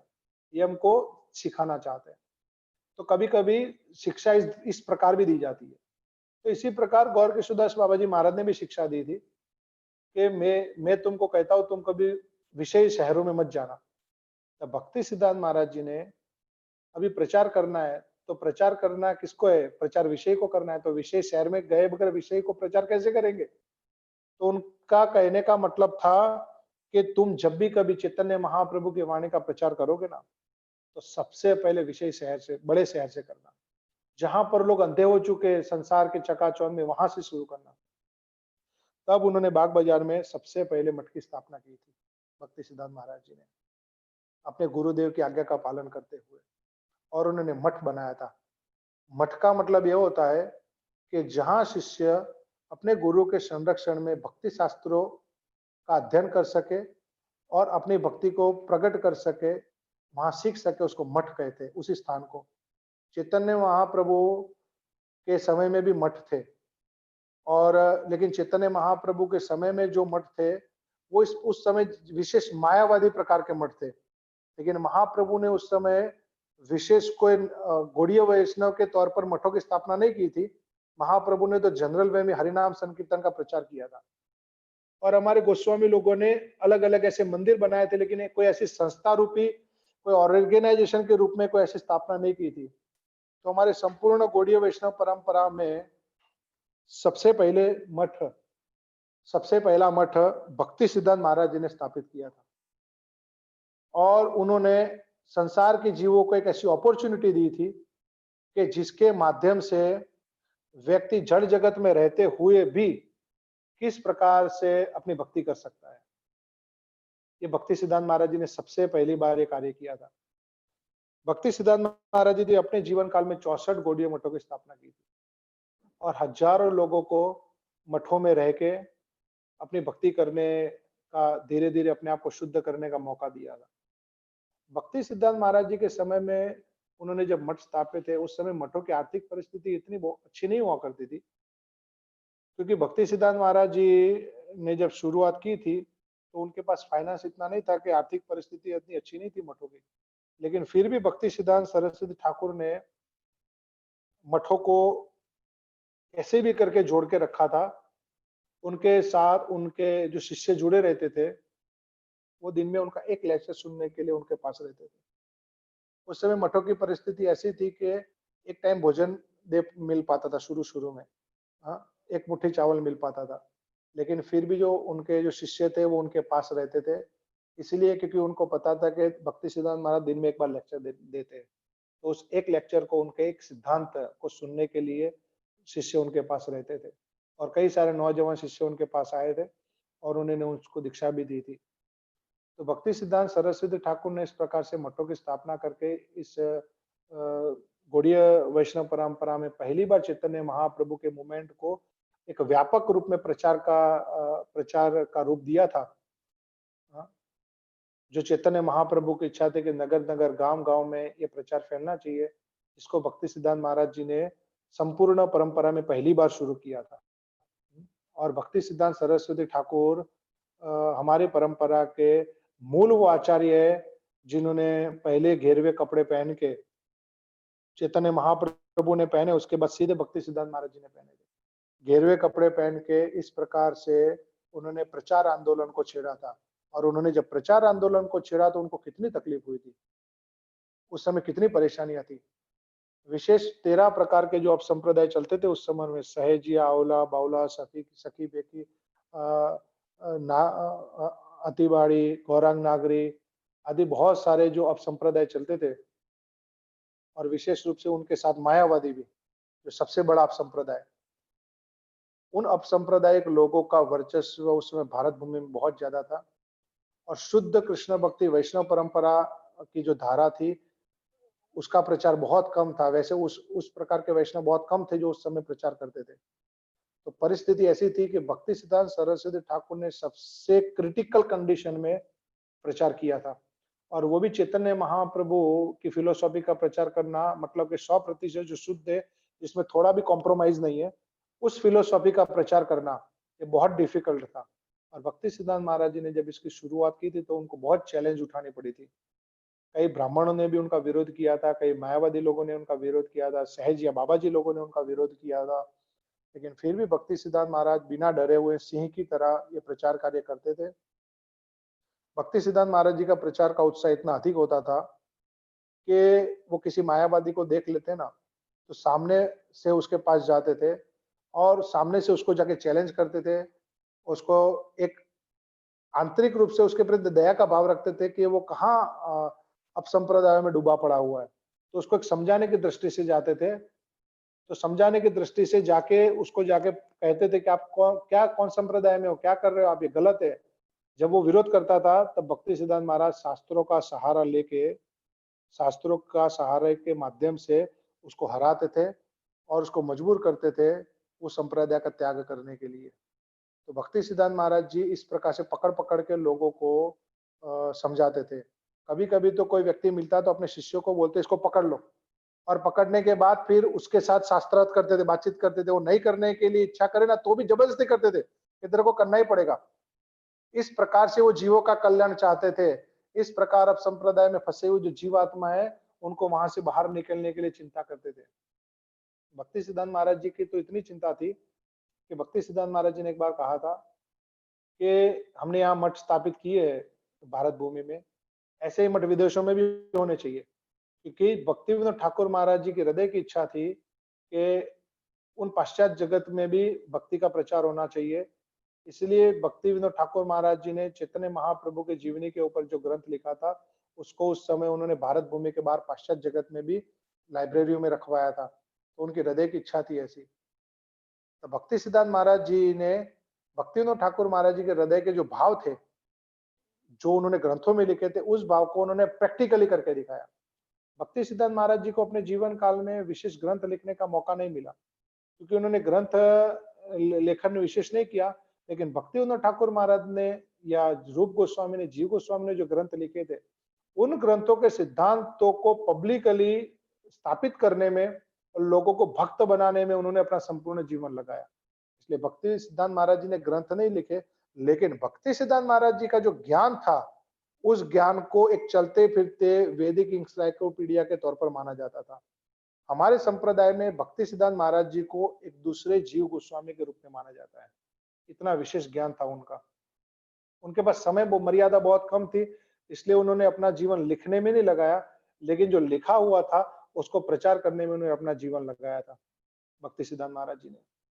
तो भक्ति सिद्धांत महाराज जी का भी ऐसा मानना था कि पाश्चात्य जगत में कृष्ण भक्ति का प्रचार होना चाहिए, और पाश्चात्य जगत में कृष्ण भक्ति का प्रचार करने के लिए उन्होंने अपने कुछ सन्यासी शिष्यों को ब्रिटेन वगैरह, यूरोप वगैरह में भी भेजा था, और उन्होंने वहां प्रयत्न भी किया था, लेकिन उतना सफल नहीं हो पाए थे जितना भक्ति सिद्धांत महाराज जी के हृदय की इच्छा थी। भक्ति सिद्धांत महाराज जी की तो जीवों के प्रति इतनी ज्यादा दया थी कि वो तो ऐसे कहते थे कि हमारे मठ स्वर्ग में भी होने चाहिए, क्योंकि वहां भी लोग विषयों का भोग करते हैं, देवी देवता और वहां अन्य जीव आत्माएं, वहां पर भी भगवान को भूल के जो जीवन जीते हैं, वहां पर भी कहते मठ होने चाहिए। वहां पर भी लोग कृष्ण भक्ति चैतन्य महाप्रभु का हरिनाम संकीर्तन करे तो वहां से भी लोग भगवत धाम जा सकते हैं। ऐसे महाभागवत वैष्णव जो देवताओं की भी चिंता कर रहे हैं कि वो नरक के चक्कर में, इस आवागमन के चक्कर में पड़े हुए हैं, और स्वर्ग में भगवान को भूल के बस सुख ऐश्वर्य भोगने के चक्कर में पड़े हुए, उन लोगों का कल्याण कैसे होगा, उनकी भी चिंता भक्ति सिद्धांत महाराज करते थे। तो प्रत्येक जीव के प्रति उनके हृदय में बहुत करुणा थी, क्योंकि बिना करुणा के व्यक्ति वास्तव में प्रचार नहीं कर सकता। बिना करुणा के जो प्रचार होता है वो प्रशंसा में चला जाता है, वो आत्म सम्मान में चला जाता है सारा, उससे व्यक्ति के अंदर अहंकार का जन्म होता है। लेकिन जो प्रचार करुणा से जागृत होता है कि जब व्यक्ति किसी को अपने आंखों के सामने डूबता हुआ दुखी देखता है, नरक में जाता हुआ देखता है, तब उस व्यक्ति से जब सहन नहीं होता है, तब वो फिर ये नहीं देखता कि ये मेरा मित्र है, ये मेरा सगा वाला, ये मेरे जाति का है, ये मेरे देश का, ये नहीं देखता है। उस समय वो इतना ही देखता है कि आंखों के सामने एक व्यक्ति तड़प रहा है, तो उसकी तड़प को कैसे दूर किया जाए। तो ये एक महाभागवत वैष्णव इन चीजों को देख सकते हैं कि बहुत बड़े मकान के अंदर, बहुत बड़ी कोठी के अंदर एक व्यक्ति आराम से अपनी धर्म पत्नी के साथ, बच्चों के साथ रह रहा है, बहुत उत्तम उत्तम प्रकार के पकवानों को ग्रहण कर रहा है, सुंदर सी गाड़ियों में घूम रहा है, ठंडे कमरों में रह रहा है, लेकिन फिर भी एक वैष्णव देखते हैं कि वो कैसे तड़प रहा है। वो स्वयं वो व्यक्ति नहीं देख सकता कि वो तड़प रहा है, लेकिन एक वैष्णव देख सकते हैं तो ऐसे तड़प रहा है। कहते हैं वो सुबह जाता है अपने काम में, रात को वापस लौटता है, दुनिया भर का बोझ अपने माथे पे लेता है, संसार की जिम्मेदारी उठाता है, और इसमें से कोई भी चीज उसके लाभ नहीं आने वाली है, फिर भी उसको मेहनत करनी पड़ती है, और एक दिन वो जब शरीर छोड़ेगा तब उसको अथाह दुख प्राप्त होगा। वैष्णव उन सारी परिस्थितियों को देखते हैं कि कृष्ण को भूल के व्यक्ति सुबह से शाम तक ऐसा संपूर्ण जीवन काम भी कर रहा है, सुख भोग में, फिर भी उसको शांति नहीं है, सुख नहीं है, और फिर अंत में भी उसको ये कोई भी चीज लाभ भी नहीं देगी, और आखिर में और अलग नरकों का दुख अलग से मिलेगा। तो वैष्णव व्यक्ति को देख सकते हैं कि व्यक्ति किस प्रकार से तड़प रहा है, बराबर। हम नहीं देख सकते किसी को कि वो कैसे तड़प रहा है, इसलिए वैष्णव व्यक्ति को तड़पता हुआ देख के जब उनके हृदय में जब करुणा उत्पन्न होती है, तो जब रह नहीं पाते तब वो प्रचार कार्य करते हैं। तो भक्ति सिद्धांत महाराज गौड़ीय वैष्णव परंपरा के वो पहले संत थे जिन्होंने व्यापक रूप में प्रचार कार्य का बेड़ा अपने हाथ में उठाया था, और वही भक्ति सिद्धांत महाराज जी ने ही प्रभुपाद जी को प्रेरणा की थी कि मेरे हृदय की इच्छा है कि तुम पाश्चात्य जगत में जाके चैतन्य महाप्रभु के संदेश का प्रचार करो। और भक्ति सिद्धांत महाराज जी ही वो कारण बने थे प्रभुपाद जी को कहने के लिए, और प्रभुपाद जी ने अपने गुरुदेव का आदेश पालन करते हुए फिर प्रभुपाद जी ने इस्कॉन की स्थापना की थी, और इस्कॉन की स्थापना करके प्रभुपाद जी ने विश्व भर में इस प्रकार मंदिर बनाए थे, जहां पर विषय से विषयी व्यक्ति भी वहां जा सकता है और अपने रोज बरोज के जीवन में अपना कामकाज करने के साथ साथ भी अपनी भक्ति को प्रकट कर सकता है। अगर ये मंदिर और मठ ना होते तो परिस्थिति क्या होती? पहले भक्ति सिद्धांत महाराज जी के पहले भारत भूमि में इस प्रकार कृष्ण भक्ति करने के लिए एक विशेष रूप में ऐसी योजनाएं नहीं थी। तो जिस किसी भी व्यक्ति को भक्ति करनी होती ना, उसको वृंदावन, मायापुर, जगन्नाथपुरी आदि धामों में जाना पड़ता था, अपना घर परिवार का त्याग करके बाबा जी वेश लेके, क्योंकि और तो कहीं व्यवस्था थी नहीं। तो ऐसे मंदिरों में जाना पड़ता, धाम में रहना पड़ता, धाम के अंदर भी उन्होंने बड़े कठिनाई से जीवन जीना पड़ता था, झोंपड़ी बनाकर भी इस प्रकार से कठिनाई से जीवन जीना पड़ता था, भिक्षा अर्पण ग्रहण करके जीवन जीना पड़ता था। आज भक्ति सिद्धांत महाराज और प्रभुपाद जी जैसे वैष्णव की कृपा से क्या हुआ है कि इतने सुंदर सुंदर मंदिर बन चुके हैं, महलों जैसे बड़े मंदिर अच्छे बने हुए हैं, जहां पर भगवान की बड़ी सुंदर तरीके से सेवा होती है, जहां पर इतनी सुंदर भोग राग की सेवा होती है, जहां प्रसाद की किसी भी प्रकार की कोई परेशानी नहीं है, इतने उत्तम उत्तम प्रकार के पकवान प्रसाद मिलता है, और रहने की इतनी सुंदर सुंदर व्यवस्थाएं हो गई है मंदिरों के अंदर कि कोई भी संसारिक व्यक्ति भी मन कर लेता है कि मैं भी मंदिर में जाके कुछ समय रहूं और वहां पर रह के भगवत सेवा करूं, भगवान का भजन करूं, वहां पर प्रसाद ग्रहण करूं, क्योंकि वो अपने रोज बरोज के जीवन में जो घर की फैसिलिटी जैसे जीता है वैसे ही करीब करीब फैसिलिटी उसको मंदिर में भी मिल जाती है, ताकि उसका मन कर जाता है कि मैं कुछ दिन भी मंदिर में जाके रहूं। आज व्यक्ति को एक लंगोटी में घर छोड़ के अगर भक्ति करने के लिए निकलना हो तो कितने लोग निकलेंगे घर से बाहर, लेकिन आज अपने परिवार के साथ व्यक्ति मंदिर में जाता है, वहां अच्छे कमरों में रहता है, और वहां पर रह के घर जैसा माहौल अनुभव करते हुए, मंदिर में घर जैसा प्रसाद ग्रहण करते हुए व्यक्ति को विशेष कष्ट भी नहीं प्राप्त होता है, विशेष शारीरिक कोई विशेष त्याग भी नहीं करना पड़ता, और मंदिर के प्रांगण में भक्ति करने का उसको लाभ मिल जाता है, और वो अपने घर के बिल्कुल बगल में मंदिर में भी वो लाभ व्यक्ति ले सकता है। इसलिए प्रभुपाद ने विश्व भर में मंदिर बनाए थे। भक्ति सिद्धांत महाराज जी का विजन था, और ये विजन चैतन्य महाप्रभु का था। चैतन्य महाप्रभु के विजन से ही इन वैष्णवों ने ये सारे कार्य सिद्ध किए हैं। तो भक्ति सिद्धांत महाराज जी ने अपने जीवन काल में इस तरीके से मायावाद का खंडन करते हुए और वैष्णव सिद्धांतों की स्थापना करते हुए अपना संपूर्ण जीवन व्यतीत किया। कई बार ऐसा भी परिस्थिति हुई थी कि भक्ति सिद्धांत महाराज जी के जीवन में कि उनके ऊपर मारने के लिए लोगों ने उनको जान से मारने के लिए भी प्रयत्न किया था, लेकिन फिर भी भक्ति सिद्धांत महाराज जी चैतन्य महाप्रभु की कृपा से प्रचार आंदोलन में बच गए थे। भक्ति सिद्धांत महाराज जी को मायावादी लोग और ब्राह्मण लोग बड़ा उनको मारने के लिए यत्न करते थे, उनका बड़ा विरोध करते थे, क्योंकि भक्ति सिद्धांत महाराज जी लोगों को दीक्षा देते थे। भक्ति सिद्धांत महाराज जी के 60,000 शिष्य थे, तो उन शिष्यों में कोई शूद्र जाति के, कोई वैश्य, कोई क्षत्रिय, कोई ब्राह्मण, हर प्रकार के जीव उसमें दीक्षा ग्रहण करते थे। तो कई बार रूढ़िवादी ब्राह्मणों का यह कहना था कि आप ब्राह्मण बनाते हो किसी को, लेकिन वो तो शूद्र है, वो तो ब्राह्मण नहीं, आप कैसे ब्राह्मण बनाते हो?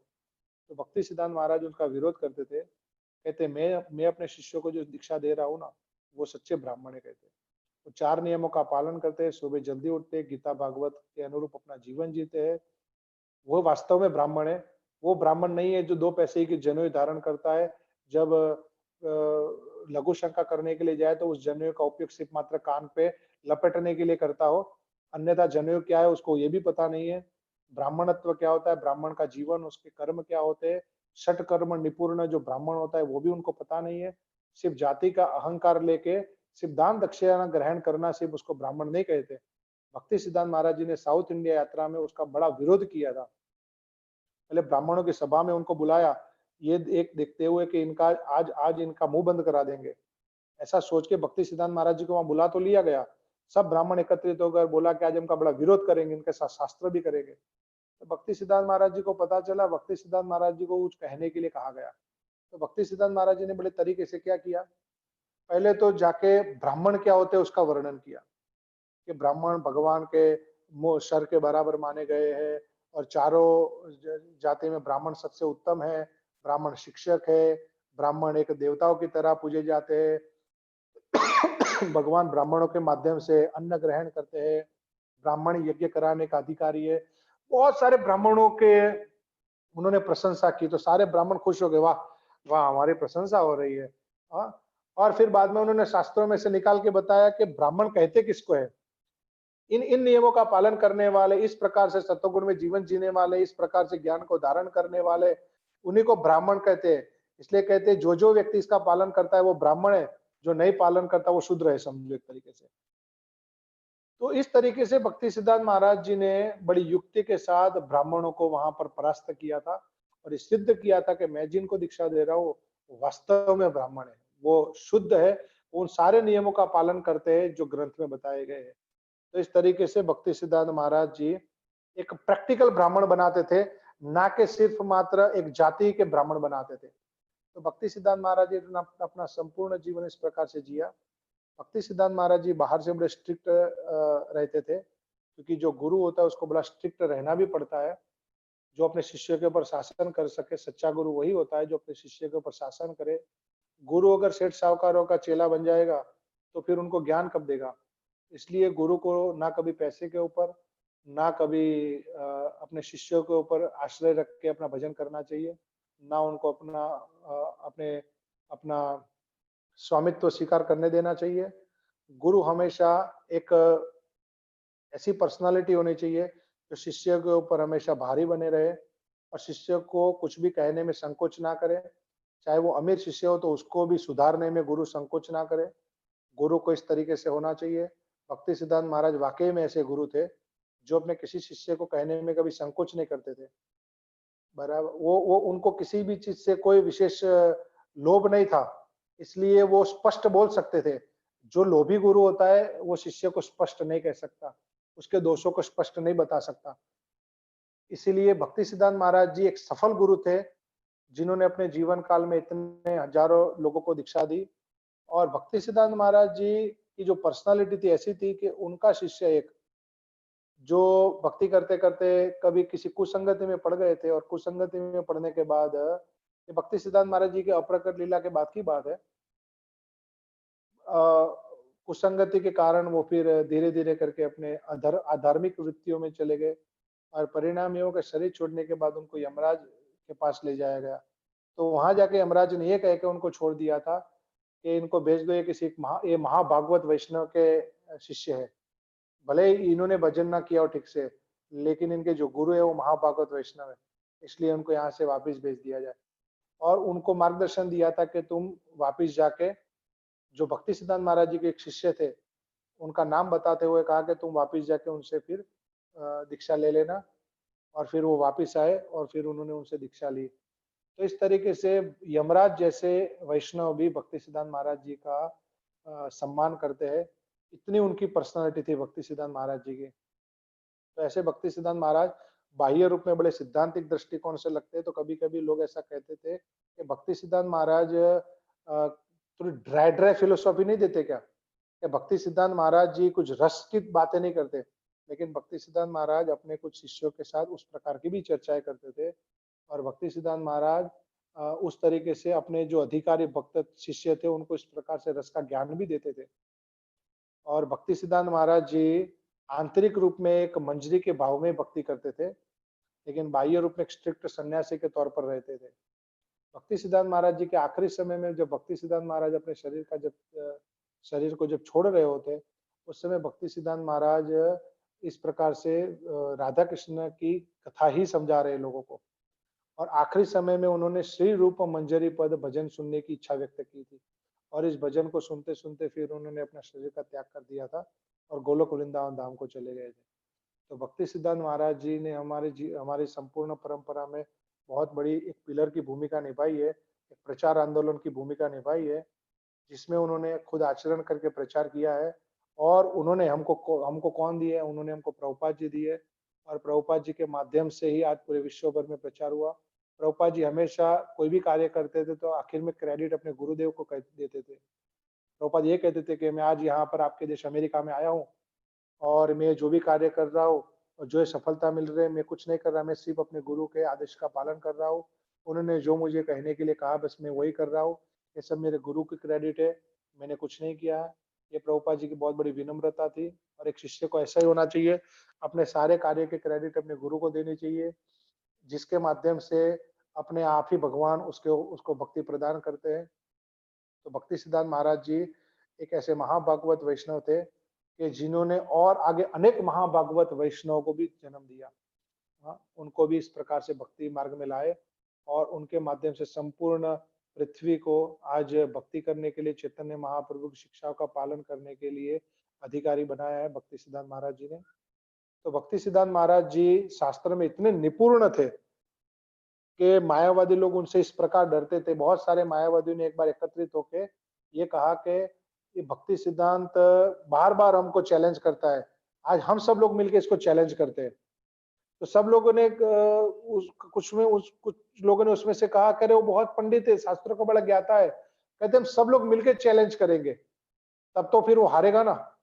तो उन्होंने भक्ति सिद्धांत महाराज जी को एक पत्र लिख के भेज दिया कि हम आपके साथ चर्चा विचारणा करना चाहते हैं, आपके मतों के साथ हम सहमत नहीं है, तो हम थोड़ी चर्चा करना चाहते हैं, तो आप इसी स्थिति को यहाँ पर उपस्थित रहिए। भक्ति सिद्धांत महाराज ने प्रति उत्तर में लिख दिया, ठीक है मैं उपस्थित रहूंगा, मुझे स्वीकार यही है बात।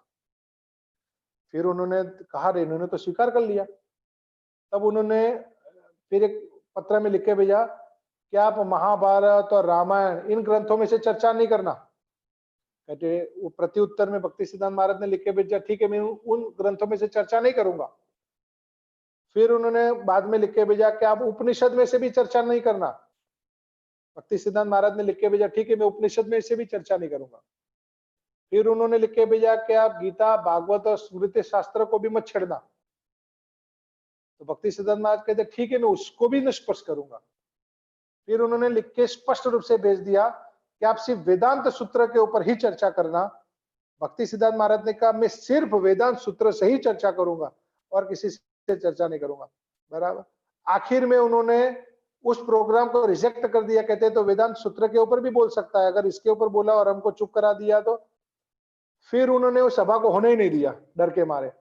तो भक्ति सिद्धांत महाराज जी का इतना पावर था, स्पिरिचुअली वो इतने पावरफुल थे और फिलोसॉफिकली भी इतने पावरफुल थे कि बहुत सारे मायावादी लोग मिलके भी भक्ति सिद्धांत महाराज जी के साथ चर्चा करने के लिए डरते थे।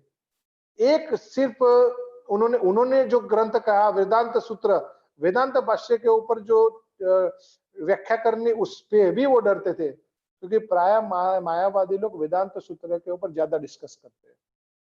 तो प्रकाशानंद सरस्वती भी महाप्रभु से कहता था कि महाप्रभु क्या ये भाव काल में नाचते रहते, उनको वेदांत पढ़ना चाहिए।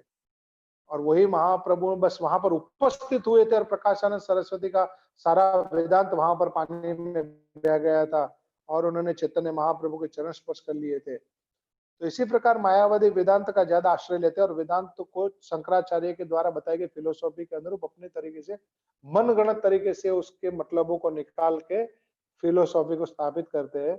फिर भी भक्ति सिद्धांत महाराज जी ने स्वीकार किया था कि मैं वेदांत के ऊपर ही चर्चा करूंगा, लेकिन फिर भी वो डर गए थे। तो भक्ति सिद्धांत महाराज इस प्रकार से किसी के साथ भी वैष्णव फिलोसॉफी में चर्चा कर सकते थे, ये उनकी शक्ति थी। और भक्ति सिद्धांत महाराज ये इच्छा भी करते थे कि भक्तों को इस प्रकार से फिलोसॉफी में बहुत ही क्लियर होना चाहिए। आज हम फिलोसॉफी में बहुत कमजोर होते हैं। फिलोसॉफी में जब व्यक्ति क्लियर है तो समझ में आ जाता है कि उसकी भक्ति ठीक जा रही है, नहीं जा रही है। उसके हृदय में से कुछ भाव प्रकट होते हैं तो वो भी समझ में आता है कि वो ठीक है कि नहीं है। कई बार क्या होता है कि व्यक्ति भाव काली में ज्यादा जीता है कि मंदिर में भगवान को फूल अर्पण करता है, कभी किसी कारणवश कोई फूल गिर जाता है तो व्यक्ति सोचता है आज भगवान ने मेरे को आशीर्वाद दे दिया, आज फूल गिर गया मेरे मंदिर में, आज भगवान ने मेरे पर बहुत बड़ी कृपा कर दी, ये कर दिया वो कर दिया। भक्तों को इतने सहज कृपा से अपने आप को ज्यादा गर्वित नहीं होना चाहिए। भक्त को ठीक ठीक फिलोसॉफी समझनी चाहिए, क्योंकि जिस प्रकार फिलोसॉफी व्यक्ति समझेगा तब समझेगा कि एक फूल गिर जाना उसको भगवान की वो वाली कृपा नहीं कहते जो कृपा भगवान गोलोक वासियों के ऊपर बरसाते हैं। हमारे हिंदुस्तान में सबसे बड़ा प्रॉब्लम ये है कि भक्ति के सिद्धांतों को ठीक तरीके से नहीं जानते। कथा सुनने जाते, किसी पंडाल में कथा सुनने के लिए बैठते तो कथा सुनते सुनते कथाकार नहीं रोता, लेकिन कथा सुनने वाले आंखों में से आंसू निकाल के रोते रहते हैं। कथाकार सोच में पड़ जाता है कि मुझे इतना भाव प्रकट नहीं हुआ जितना भाव तो इन लोगों को प्रकट हो गया है। कभी वो पूछ बैठे कि आप क्यों रो रहे हो। इसी प्रकार एक कथाकार ने एक माई से पूछ लिया कि माई आपको मेरी कथा इतनी अच्छी लगी कि आप भावुक होकर रो रही हो। तो माई कहते महाराज मैं क्या बताऊं, एक हफ्ते मेरी बकरी गुम हो गई थी, मैं उस बकरी के विरह में बहुत दुखी थी। आज आपको यहाँ पर कथा करते देखा, आपकी दाढ़ी देखी, आपकी दाढ़ी देख के मुझे मेरी बकरी की दाढ़ी याद आ गई, इसलिए मुझे उसका विरह हो गया, इसलिए मैं रो रहे हो कहते। अब हम समझेंगे कि माई बड़े भाव में होकर रो रही है। अब पूछो तो पता चले कि माई अपनी बकरी की दाढ़ी देखकर रो रही है। तो भावात्मक अवस्था में सिद्धांत का लोप होता है। ऐसी अवस्था में व्यक्ति सिर्फ भाव को महत्व दे दे और ये समझे कि वो भक्ति में बढ़ चुका है, तो उसमें धोखा खाने की गुंजाइश बनी रहती है। भक्ति सिद्धांतों को ठीक ठीक तरीके से समझ के रूप गोस्वामी ने भक्ति रसामृत सिंधु में कौन से स्टेज में कौन सा भाव प्रकट होता है इसका निरूपण किया हुआ है। उसके लिए व्यक्ति की अनर्थ निवृत्ति उस दृष्टिकोण में होनी चाहिए जिसका वर्णन हमारे विश्वनाथ चक्रवर्ती ठाकुर ने किया है कि व्यक्ति की अनर्थ निवृत्ति एक देशवर्तिनी, बहुदेशवर्तिनी, आत्यंतिकी, इस प्रकार से अनर्थ निवृत्तियां होनी चाहिए। और अनर्थ निवृत्ति जब होती है तब जाके व्यक्ति के अंदर अलग अलग प्रकार के जो स्तर, निष्ठा के स्तर में किस प्रकार का डिटर्मिनेशन पावर होता है, उसमें किस प्रकार से रुचि डेवलप होती है, ये सारी चीजें लिखित रूप में लिखी हुई है। जो प्रैक्टिकली होने वाली है ये हमारे वैष्णवों ने लिखा हुआ है। इसलिए आज हमारे आंखों में से आंसू आ गए, इसका मतलब ये नहीं है कि हम 7वें नंबर के भाव के राज्य में चले गए। क्षणिक भाव भी वर्णन किए रूप गोस्वामी ने, जिसमें बताया है कि सात्विक प्रकार के माहौल में कभी यह व्यक्ति उपस्थित होता है तो क्षणिक भाव में भी आंखों में से आंसू प्रकट हो सकते हैं, लेकिन उस समय भी व्यक्ति के अंदर अनेक प्रकार के अनर्थ तो रहते ही रहते हैं। अनर्थों से मुक्ति नहीं मिली होती है, लेकिन सिर्फ मात्र आंखों में से आंसू निकलने को वो समझ ले कि उसके पाप धुल गए और भगवान के प्रति उसका प्रेम जागृत हो गया, तो गलत है। इसलिए व्यक्ति को विधि से सिद्धांतों को ग्रहण करना चाहिए। फिलोसॉफी को पहले बहुत अच्छी तरीके से ग्रहण करना चाहिए और उसके अनुरूप साधना करनी चाहिए। ऑटोमेटिकली भाव, एक जो फीलिंग है जो हृदय में रहने वाली, वो पवित्र होने से ऑटोमेटिक बाहर आ जाएगी, उसको लाने की जरूरत नहीं पड़ती है। जिस प्रकार गाय अपने बछड़े को देख के आवाज करती है और अपना हृदय उसके प्रति प्रकट करती है और अपने स्तनों में से दूध प्रकट करती है, वही गाय दूसरे के बछड़ों को देख के नहीं करती है। तो भाव स्वतः परिस्थितियों का निर्माण होते ही वो प्रकट हो जाते हैं। एक माता अपने पुत्र को देख के ऑटोमेटिक वात्सल्य में भाव में प्रकट हो जाती है, वो संसार के दूसरे पुत्र संतानों के प्रति नहीं होती उतनी ज्यादा, इसी प्रकार पवित्र शुद्ध हृदय में वो भाव प्रकट हो जाते अपने आप ही। उसको जबरदस्ती करके आंखें बंद करके, कई भक्त जैसे कीर्तन कर रहे होते मेरे जैसे जो कपटी, तो आंखें बंद करेंगे और फिर जबरदस्ती ऐसे आंखों में से आंसू निकालने का प्रयत्न करेंगे और लोग उनको देखेंगे और कहेंगे हाँ ये तो भक्त बहुत अच्छा कीर्तन करते करते देखो रो रहे। हाँ, और वही जब खड़े हो जाते तब न जाने कितने की निंदा करते होते हम सब, हमारे जैसे लोग खड़े होते ही काम क्रोध ईर्षा वो तो भरी पड़ी हुई है और कैसे अपना लाभ ले ले, कैसे पैसे ले ले, उसी में लगे हुए। तो फिर वो आंखों में से आंसू निकलना क्या है फिर वो बड़ा, तो सामान्य लोग नहीं समझते उस बातों को, तो ये ठगी एक प्रकार की। तो भावों को इतना सहज नहीं बनाना चाहिए कि वो ठगी में और सहजिया में चला जाए।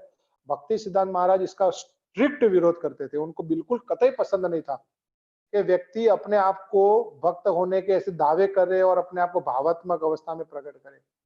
वो कहते थे जब तक व्यक्ति के सिद्धांत मजबूत ना हो ठीक तरीके से, हाँ, और उस तरीके से व्यक्ति अपनी साधना भक्ति ना करे, तब तक व्यक्ति को भावकाली की बातें नहीं करनी चाहिए। ये भक्ति सिद्धांत महाराज जी का स्ट्रिक्ट विरोध था और यही कार्य प्रभुपाद जी भी कहते थे। प्रभुपाद जी कहते थे सिर्फ इसलिए महामंत्र का जप करो। भक्ति सिद्धांत महाराज जी तो यहाँ तक भी बोलते थे कि हमने सहज या भाव में सिर्फ राधे राधे या फिर प्रियाजू ऐसे शब्दों का प्रयोग जो वृंदावन में किया जाता है, भक्ति सिद्धांत महाराज जी तो ऐसे शब्दों का प्रयोग करने का भी विरोध करते थे। कहते थे हमारे वैष्णव ने राधा रानी को जिस दृष्टिकोण से लिया है उसी दृष्टिकोण से ही लेके ही भजन करना है। महाप्रभु ने अगर हरे कृष्ण महामंत्र के माध्यम से ही स्वीकार किया है तो सिर्फ हरे कृष्ण महामंत्र के माध्यम से ही स्वीकार करना है और अलग दृष्टिकोणों से स्वीकार नहीं करना है। तो किस प्रकार से बोलना है भगवान को, बराबर भगवान के प्रति किस प्रकार का संबोधन करना है, ये भी भक्ति सिद्धांत महाराज क्लियरली बताते थे कि ताकि जिसमें सहज वृत्ति का जन्म ना हो। और प्रभुपाद भी इसको बहुत स्ट्रिक्टली फॉलो करते थे। एक बार रामनवमी के अवसर में प्रभुपाद जी ने सुना कि उनका एक भक्त कह रहा है कि आज मैं राम जी के खूब सारे अलग अलग भजन गाऊंगा और मंदिर में जो कीर्तन होता है उसमें। तो प्रभुपाद जी को पता चला, प्रभुपाद जी ने मैसेज भिजवाया कि रामनवमी के अवसर में आज मंदिर में सिर्फ हरे कृष्ण महामंत्र का कीर्तन होगा और कुछ नहीं होगा, क्योंकि प्रभुपाद जी भी नहीं चाहते थे कि व्यक्ति इस प्रकार से सहज वृत्ति में पड़ जाए। इसलिए प्रभुपाद जी हमेशा हरिनाम संकीर्तन को ही प्रधानता देते थे, हरे कृष्ण महामंत्र को प्रधानता देते थे और किसी को नहीं देते थे। बराबर कि जिस किसी ऐसे कार्यों से व्यक्ति के अंदर सहज वृत्ति का जन्म हो जाए और व्यक्ति अपने मूल सिद्धांतों को भूल जाए, ये कार्य कतई आचार्य लोगों को पसंद नहीं होते, क्योंकि उनके द्वारा एक छोटा सा आचरण भी संपूर्ण संप्रदाय को दूसरी दिशा में ले जा सकता है। इसीलिए वो संपूर्ण जीवन काल में इतना सोच सोच के कार्य करते हैं, इतना सोच के राधा रानी के कृष्ण के प्रति संबोधन भी ऐसा सोच के करते हैं कि ताकि व्यक्ति थोड़ा सा भी अपनी फिलोसॉफी से डाइवर्ट ना हो। तो भक्ति सिद्धांत महाराज इसका बहुत ध्यान रखते थे। इसीलिए आज ये गौड़ीय वैष्णव मूवमेंट बहुत ही स्ट्रिक्टली खड़ी अपने सिद्धांतों के ऊपर। भक्ति सनातन गोस्वामी भी इस बात को कहते थे कि सिद्धांत जानिया ना करे आलस्य। सिद्धांत जानने के लिए व्यक्ति को कभी आलस्य नहीं करना चाहिए। ये नहीं होना चाहिए कि क्या पढ़ना क्या समझना, महामंत्र करना है वो तो कर ही रहे। कहते इस प्रकार का आलस्य नहीं करना चाहिए, क्योंकि सिद्धांत जानने से व्यक्ति की जो मानसिक स्थिति है उसमें वो मजबूत होती है। कई सारे व्यक्ति के अंदर नए अच्छे सिद्धांत से व्यक्ति के मन में कई सारे विजन क्लियर हो जाते हैं और हरिनाम करने से शुद्धि मिलती है, ताकि सिद्धांतों को हम ठीक से समझ सके।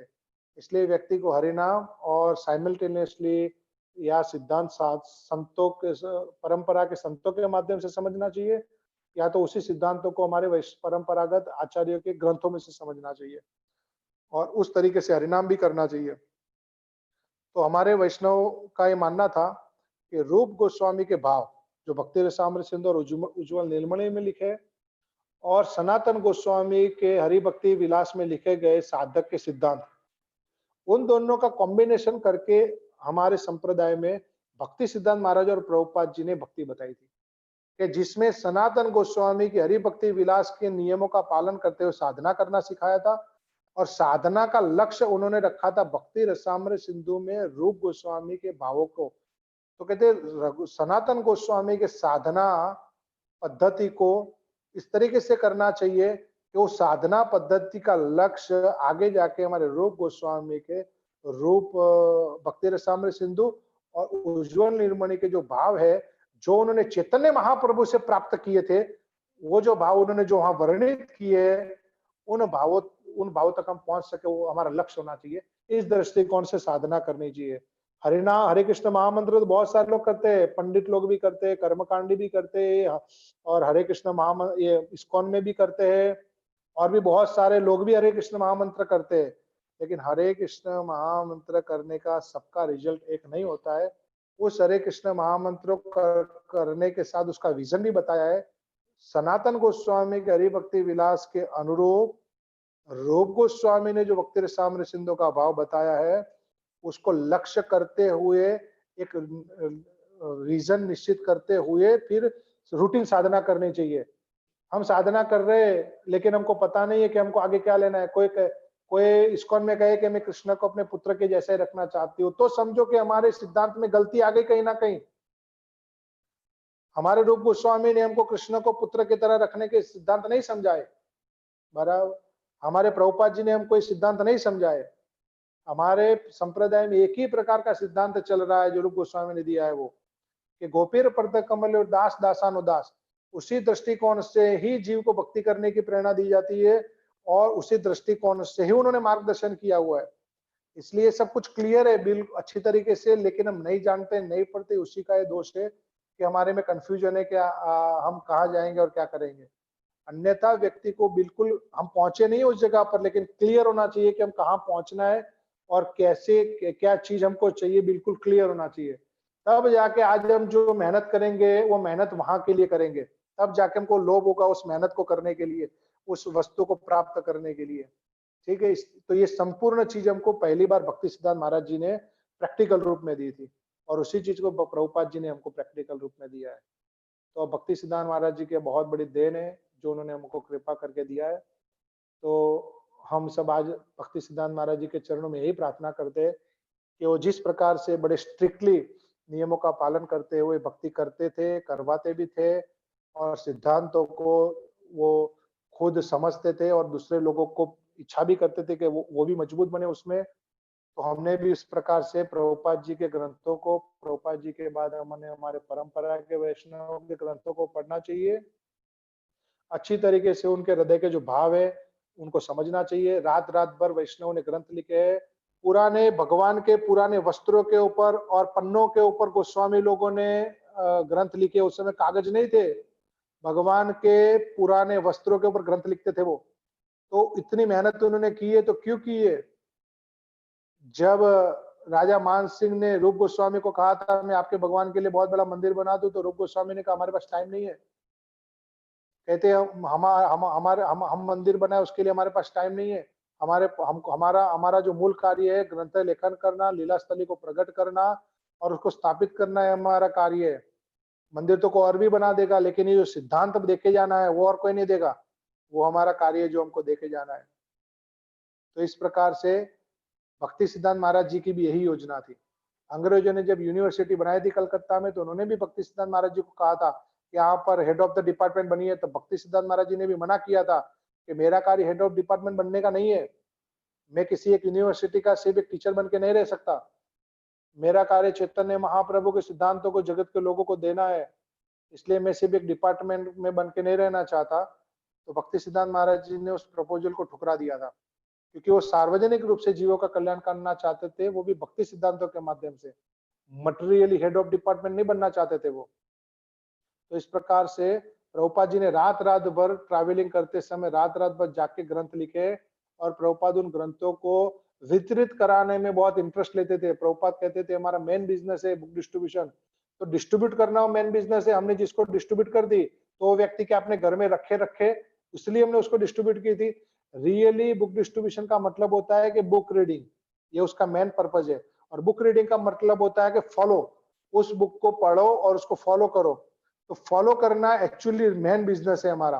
तो फॉलो करने की प्रेरणा हमको कहाँ से प्राप्त होती है? ग्रंथ से। इसलिए प्रभुपाद ने ग्रंथ लिखे थे और उस ग्रंथों को आज हम लोगों को बांट रहे हैं, क्योंकि हम हर व्यक्ति को एक एक घंटे का लेक्चर नहीं दे सकते। इसलिए हम ग्रंथ छोड़ के आ जाते हैं उसके घर पे, वो कभी भी पढ़ेगा, प्रभुपाद उसको समझा देंगे और वो समझ के फिर मंदिर का संग करेगा। मंदिर में आने के बाद धीरे धीरे करके फिर भक्त बन जाएगा। इसलिए प्रभुपाद कहते थे आप जाके बुक दे आओ, बुक दे आओगे तो धीरे धीरे करके उसको प्रेरणा मिलेगी मंदिर में आने की। इसलिए पढ़ना जरूरी है, वो पढ़ेगा तब तो प्रेरणा प्राप्त करेगा। इसलिए अच्छी तरीके से ग्रंथों को पढ़ना है बहुत जरूरी है। जब तक नहीं पढ़ेंगे तब तक सिद्धांत समझ में नहीं आते हैं। इसलिए बुक रीडिंग बहुत जरूरी है। हरे कृष्ण। आप सभी भक्तों का धन्यवाद। आज के दिन भक्ति सिद्धांत महाराज जी के तिरुभाव के दिन, आज आप सब लोग भक्ति सिद्धांत महाराज जी के चरणों में पुष्पांजलि अर्पण करिएगा। अपने घर में हो तो घर में भी उनको फोटो को अर्पण करिए, उनको अच्छे अच्छे भोग लगा सकते हैं। आज दोपहर 12 बजे तक वैसे उपवास था, आप सब लोगों ने रखा भी होगा ऐसी मैं आशा करता हूँ, क्योंकि वैष्णव का कृपा लाभ करने के लिए उपवास करना चाहिए, ताकि वैष्णव हमारे ऊपर, हम जब कुछ तपस्या करते हैं तो वो हमारे ऊपर प्रसन्न होते हैं और हमको आशीर्वाद देते हैं। इसलिए परंपरा में भक्ति विनोद ठाकुर महाराज तक वैष्णव का आविर्भाव और तिरुभाव जब होता है तो प्रभुपाद ने हमको उपवास करने के लिए भी कहा है। 12 बजे तक निर्जल व्रत करना चाहिए, फिर उनकी पुष्पांजलि, उनकी आरती और भोग करके फिर हमने प्रसाद ग्रहण करना चाहिए। ठीक है, Hare Krishna. Thank you very much. मैं सब भक्तों को बताना चाहूंगा, महाराज जी के जितने भी वरिष्ठ शिष्य हैं, आप सबको मेरी आवाज आ रहा है जी? महाराज जी के जितने वरिष्ठ शिष्य हैं, प्रभु जी सिद्धांत के लिए बहुत फेमस है। मुझे नहीं भाई, सिद्धांत बहुत अच्छे से मैं नहीं जानता हूँ हमें को डाउट होता है प्रभु जी के पास अप्रोच करते हैं। प्रभु जी सिद्धांत को बहुत अच्छा एक्सप्लेन करते हैं। प्रभु जी ने देखिए आज भी प्रभु जी मेरे को कहा था 11:30 तक टाइम है, फिर भी प्रभु जी ने हमें अच्छा खासा टाइम निकाल कर दिया। प्रभु जी अगर आप क्वेश्चन सेशन लेना चाहेंगे तो आपका विल है, तो मुझे पता आपको पुष्पांजलि के लिए जाना है, तो अगर आप हाँ बोलेंगे तो क्वेश्चन सेशन होंगे। 1-2 यस, तो आप लोगों से रिक्वेस्ट है प्लीज 1-2 प्रश्न उत्तर ही लीजिए। जैसे 3 प्रश्न आ चुके हैं, हम केवल 3 प्रश्न लेंगे, गुरु जी को कोई जाना भी रहेगा। तो प्रीति बात है, आपको मैं अनम्यूट करता हूँ, अपना प्रश्न आप पूछ सकते हैं। हरे कृष्णा प्रभु जी। हरे कृष्णा। प्रभु जी, जैसे अभी अभी आपने लेक्चर में बताया कि हमें सिद्धांत का पालन करना चाहिए, सहज प्रवृत्ति की ओर जाना नहीं चाहिए, और इसी में रेफरेंस एक आपने दिया जैसे वृंदावन में राधे राधे या प्रियाजू कह के राधा रानी को पुकारते हैं। जी। तो प्रभु जी मेरा क्वेश्चन ये है कि हमें बार बार कई बार ये बताया भी जाता है, ग्रंथों में भी बताया जाता है कि भगवान भाव से मिलते हैं, जी, ज्ञान से नहीं भाव से मिलते हैं। तो जी। क्या भाव में, जैसे हमें गोपियां हैं उन्होंने कोई ज्ञान नहीं लिया, ब्राह्मणों की पत्नियों ने कोई ज्ञान नहीं लिया, जी। पर उन्हें भगवान भाव से मिलते हैं। बड़ी सारी कथाएं भी हमने सुनी जिसमें वो लल्ला कह के पुकारती हैं, और एक बुढ़िया माता की बताई थी कि भगवान उनके जो लड्डू गोपाल रूप में उनकी सांसें चलने लग गई थी। तो इस तरह क्या वो भाव प्रवृत्ति से अगर हम भगवान को अपना मानते हैं तो क्या वो सही नहीं है? हरे कृष्णा।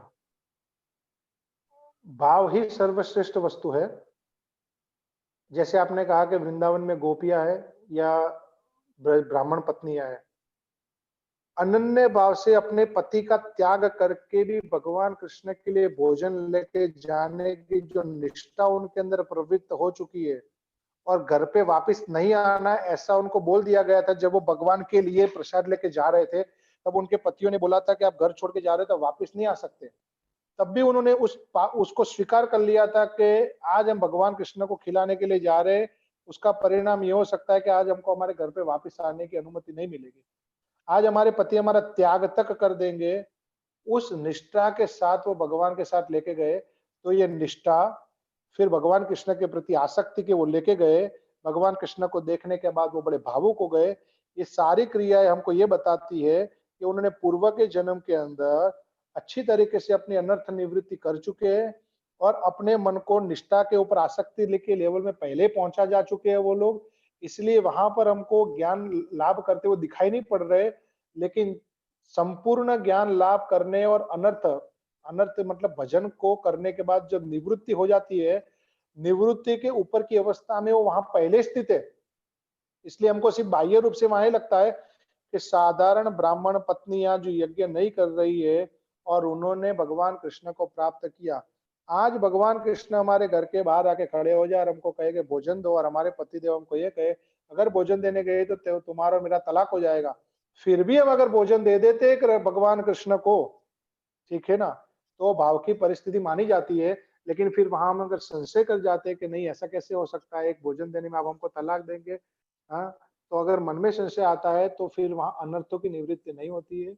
गोपियां अपनी संपूर्ण इज्जत लुटा कर भी कृष्ण के लिए सब कुछ कर सकती है। ये जो समर्पण का जो भाव है ना, ये भाव बड़ी आत्यंतिक अवस्था में जागृत होता है, ये साधारण परिस्थिति में जागृत नहीं होता है।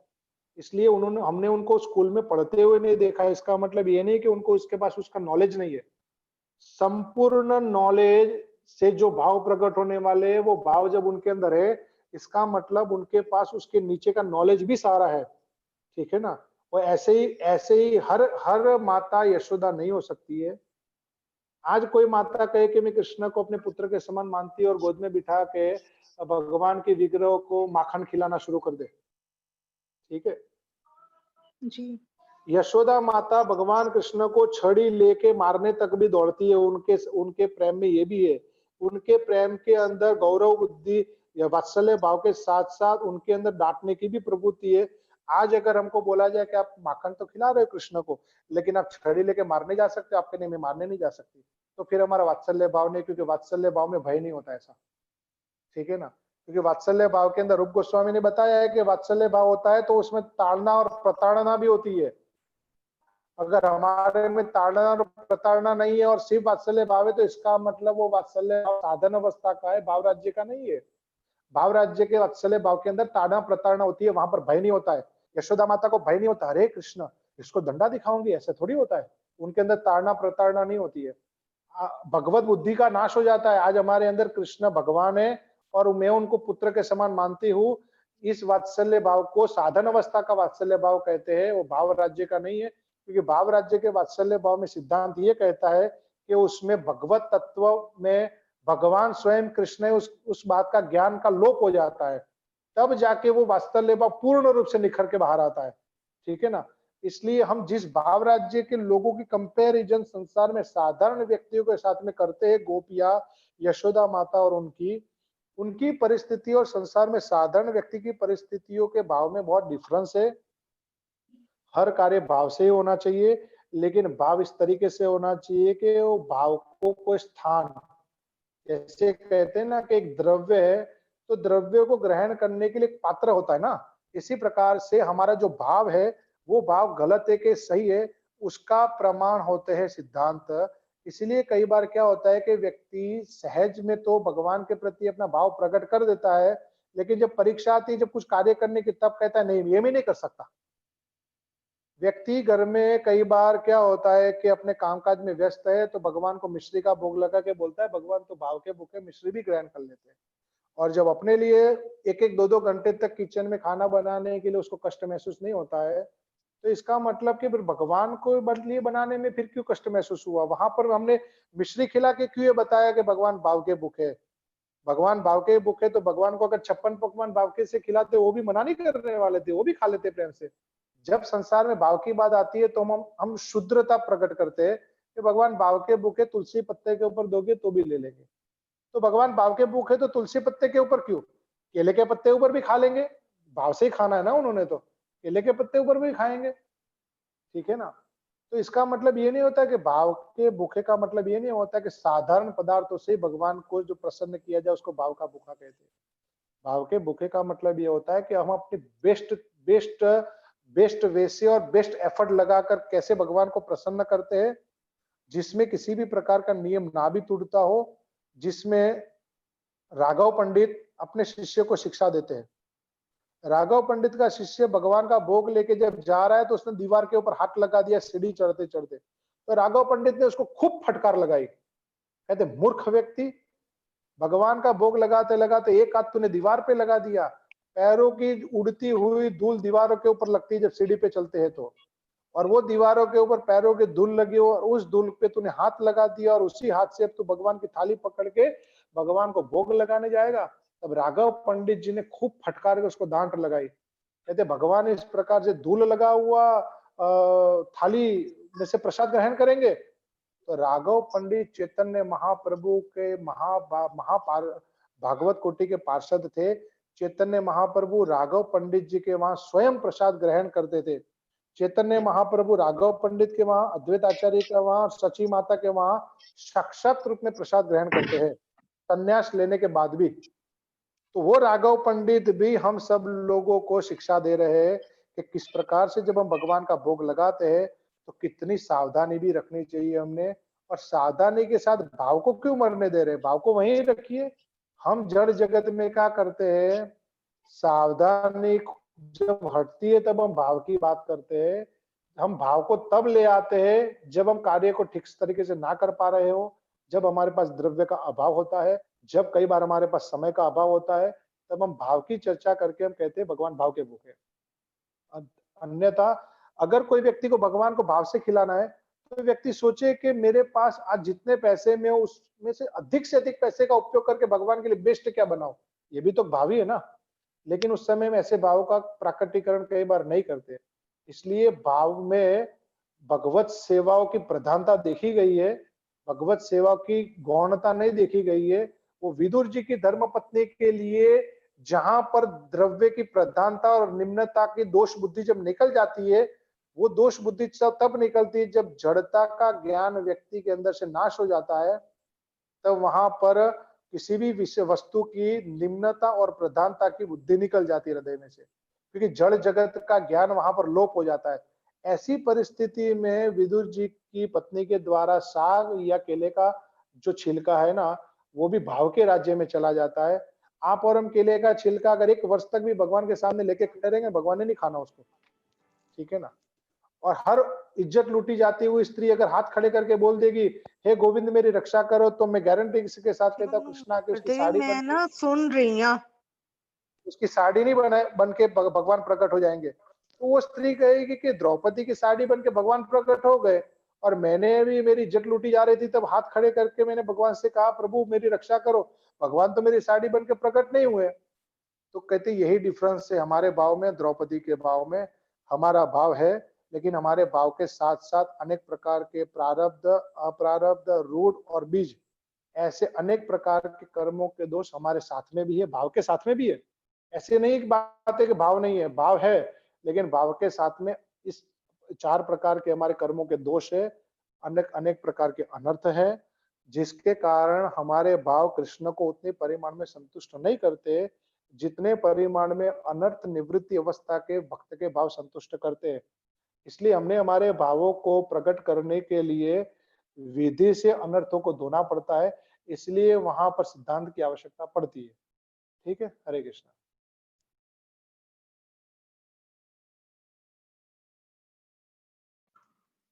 नीरज प्रभु मैं आपको अनम्यूट कर रहा हूं, अपना प्रश्न पूछ सकते हैं आप। हरे कृष्णा प्रभु जी, धन्यवाद प्रणाम। हरे कृष्णा, धन्यवाद प्रणाम। प्रभु जी मेरा प्रश्न ये है कि जैसे सिद्धांत की बात करी थी आपने कि सिद्धांत हमें फॉलो करने चाहिए, पर होता क्या है कि हम कितनी बार जो हमारे पुराने कर्मों के कारण या हमारी पुरानी आदतों के कारण बहुत सारी चीजें ऐसी होती है जो हम एक तरीके से मेरे बस में तो नहीं है।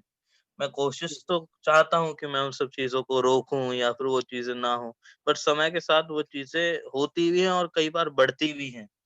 पर ये है कि मैं कभी-कभी दुविधा में पड़ जाता हूँ। अगर मैं इन चीज़ों को मतलब छोड़ना चाहता हूँ और अगर मैं साथ में जब भी कर रहा हूँ तो मुझे लगता है कि मैं जब भी करता रहूँ, अगर ये हो रहा है तो होने दे, हम ये कंट्रोल जितना कर सकता हूँ मैं करता हूँ।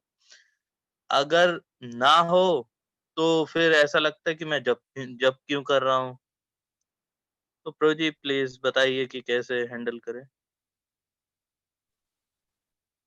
भगवान ने श्रीमद् भागवत के अंदर 11वें स्कंद में उद्धव को एक शिक्षा दी है। उसमें उद्धव ने भगवान से प्रश्न किया है कि भगवान हम जब कार्य करते हैं जब साधना का, तो कई बार ऐसी परिस्थिति होती है कि हम नहीं चाहते हुए भी हम ऐसा कोई कार्य करते हैं कि जो नहीं करना चाहिए, और कई बार इतना विवश हो जाते हैं कि वो कार्य करना ही पड़ता है हमको, तो फिर वो कार्य पाप में जाना जाएगा कि नहीं। तो भगवान ने उसका वहां जवाब दिया है कि एक होता है कि योजना बना के कार्य करना, और एक होता है कि मजबूरी में कार्य करना।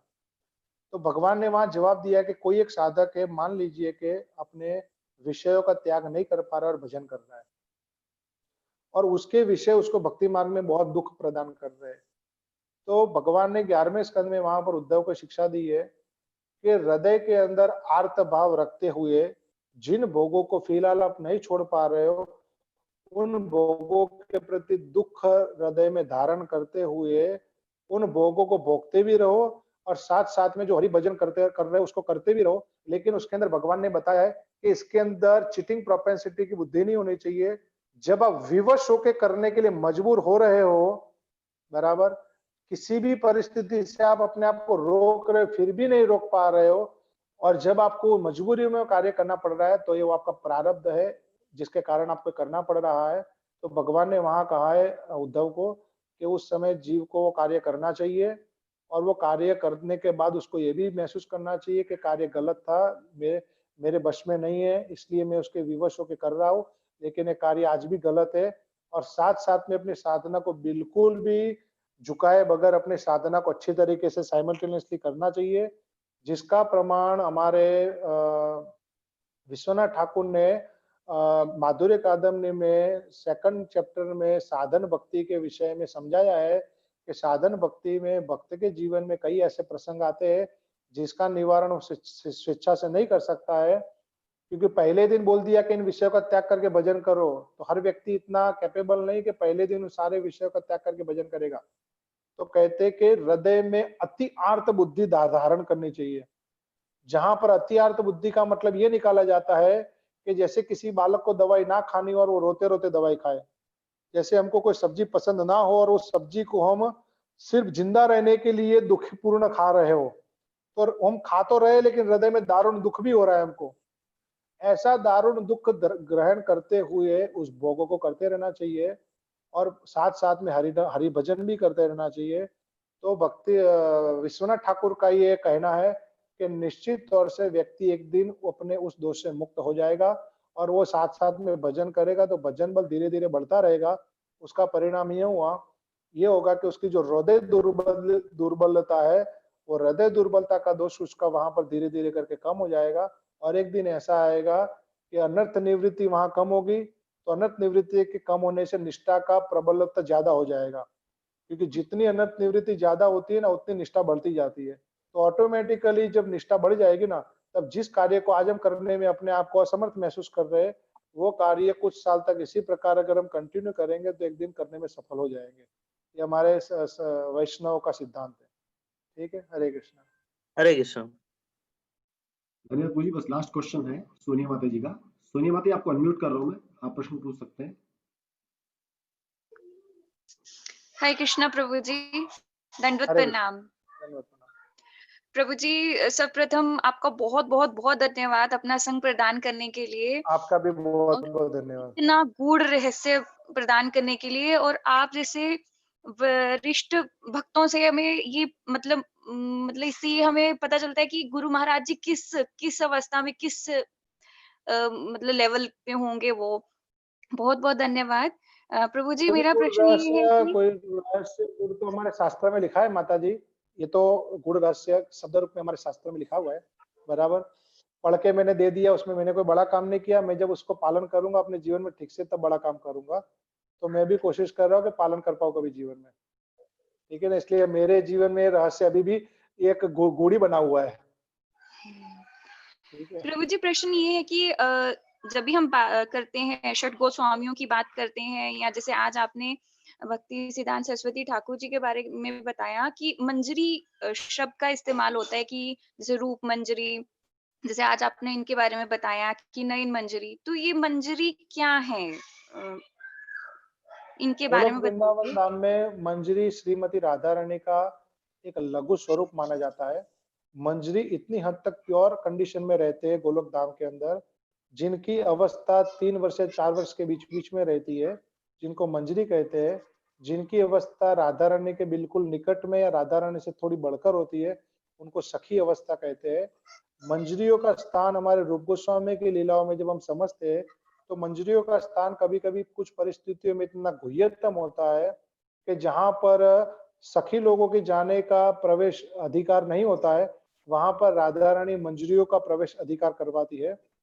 इसलिए कहते हैं कि राधा रानी मंजरियों को कई बार सखियों से ज्यादा सुख प्रदान करती है। और जो मंजरी होती है, उनकी निश्चलता इतनी अधिक मात्रा में होती है, उतनी प्योरिटी इतनी अधिक होती है कि उनको हूबहू राधा रानी का एक लघु स्वरूप माना जाता है। राधा रानी के स्नान आदि की जो सबसे गुह्यतम जो लीलाएं होती है, उन लीलाओं में कई बार सखियों को प्रवेश नहीं होता, लेकिन वहां पर हमारे रूप गोस्वामी सेवा करते उसका वर्णन आता है, बराबर। तो जिससे हमको समझ में आता है कि रूप गोस्वामी का स्थान कितना गहरा है कि कुछ लोगों को कुंज के दरवाजे तक रोक दिया जाता है, कुछ लोगों को कुंज के भीतर लाया जाता है, और कुछ लोगों को कुंज के भीतर में सिर्फ देखने की अनुमति है, कुछ को सेवा करने की भी अनुमति होती है। तो मंजरी ऐसी है कि जिनको कुंज के भीतर में, एक होता है कुंज, एक होता है निकुंज, एक होता है निर्बुद्ध निकुंज।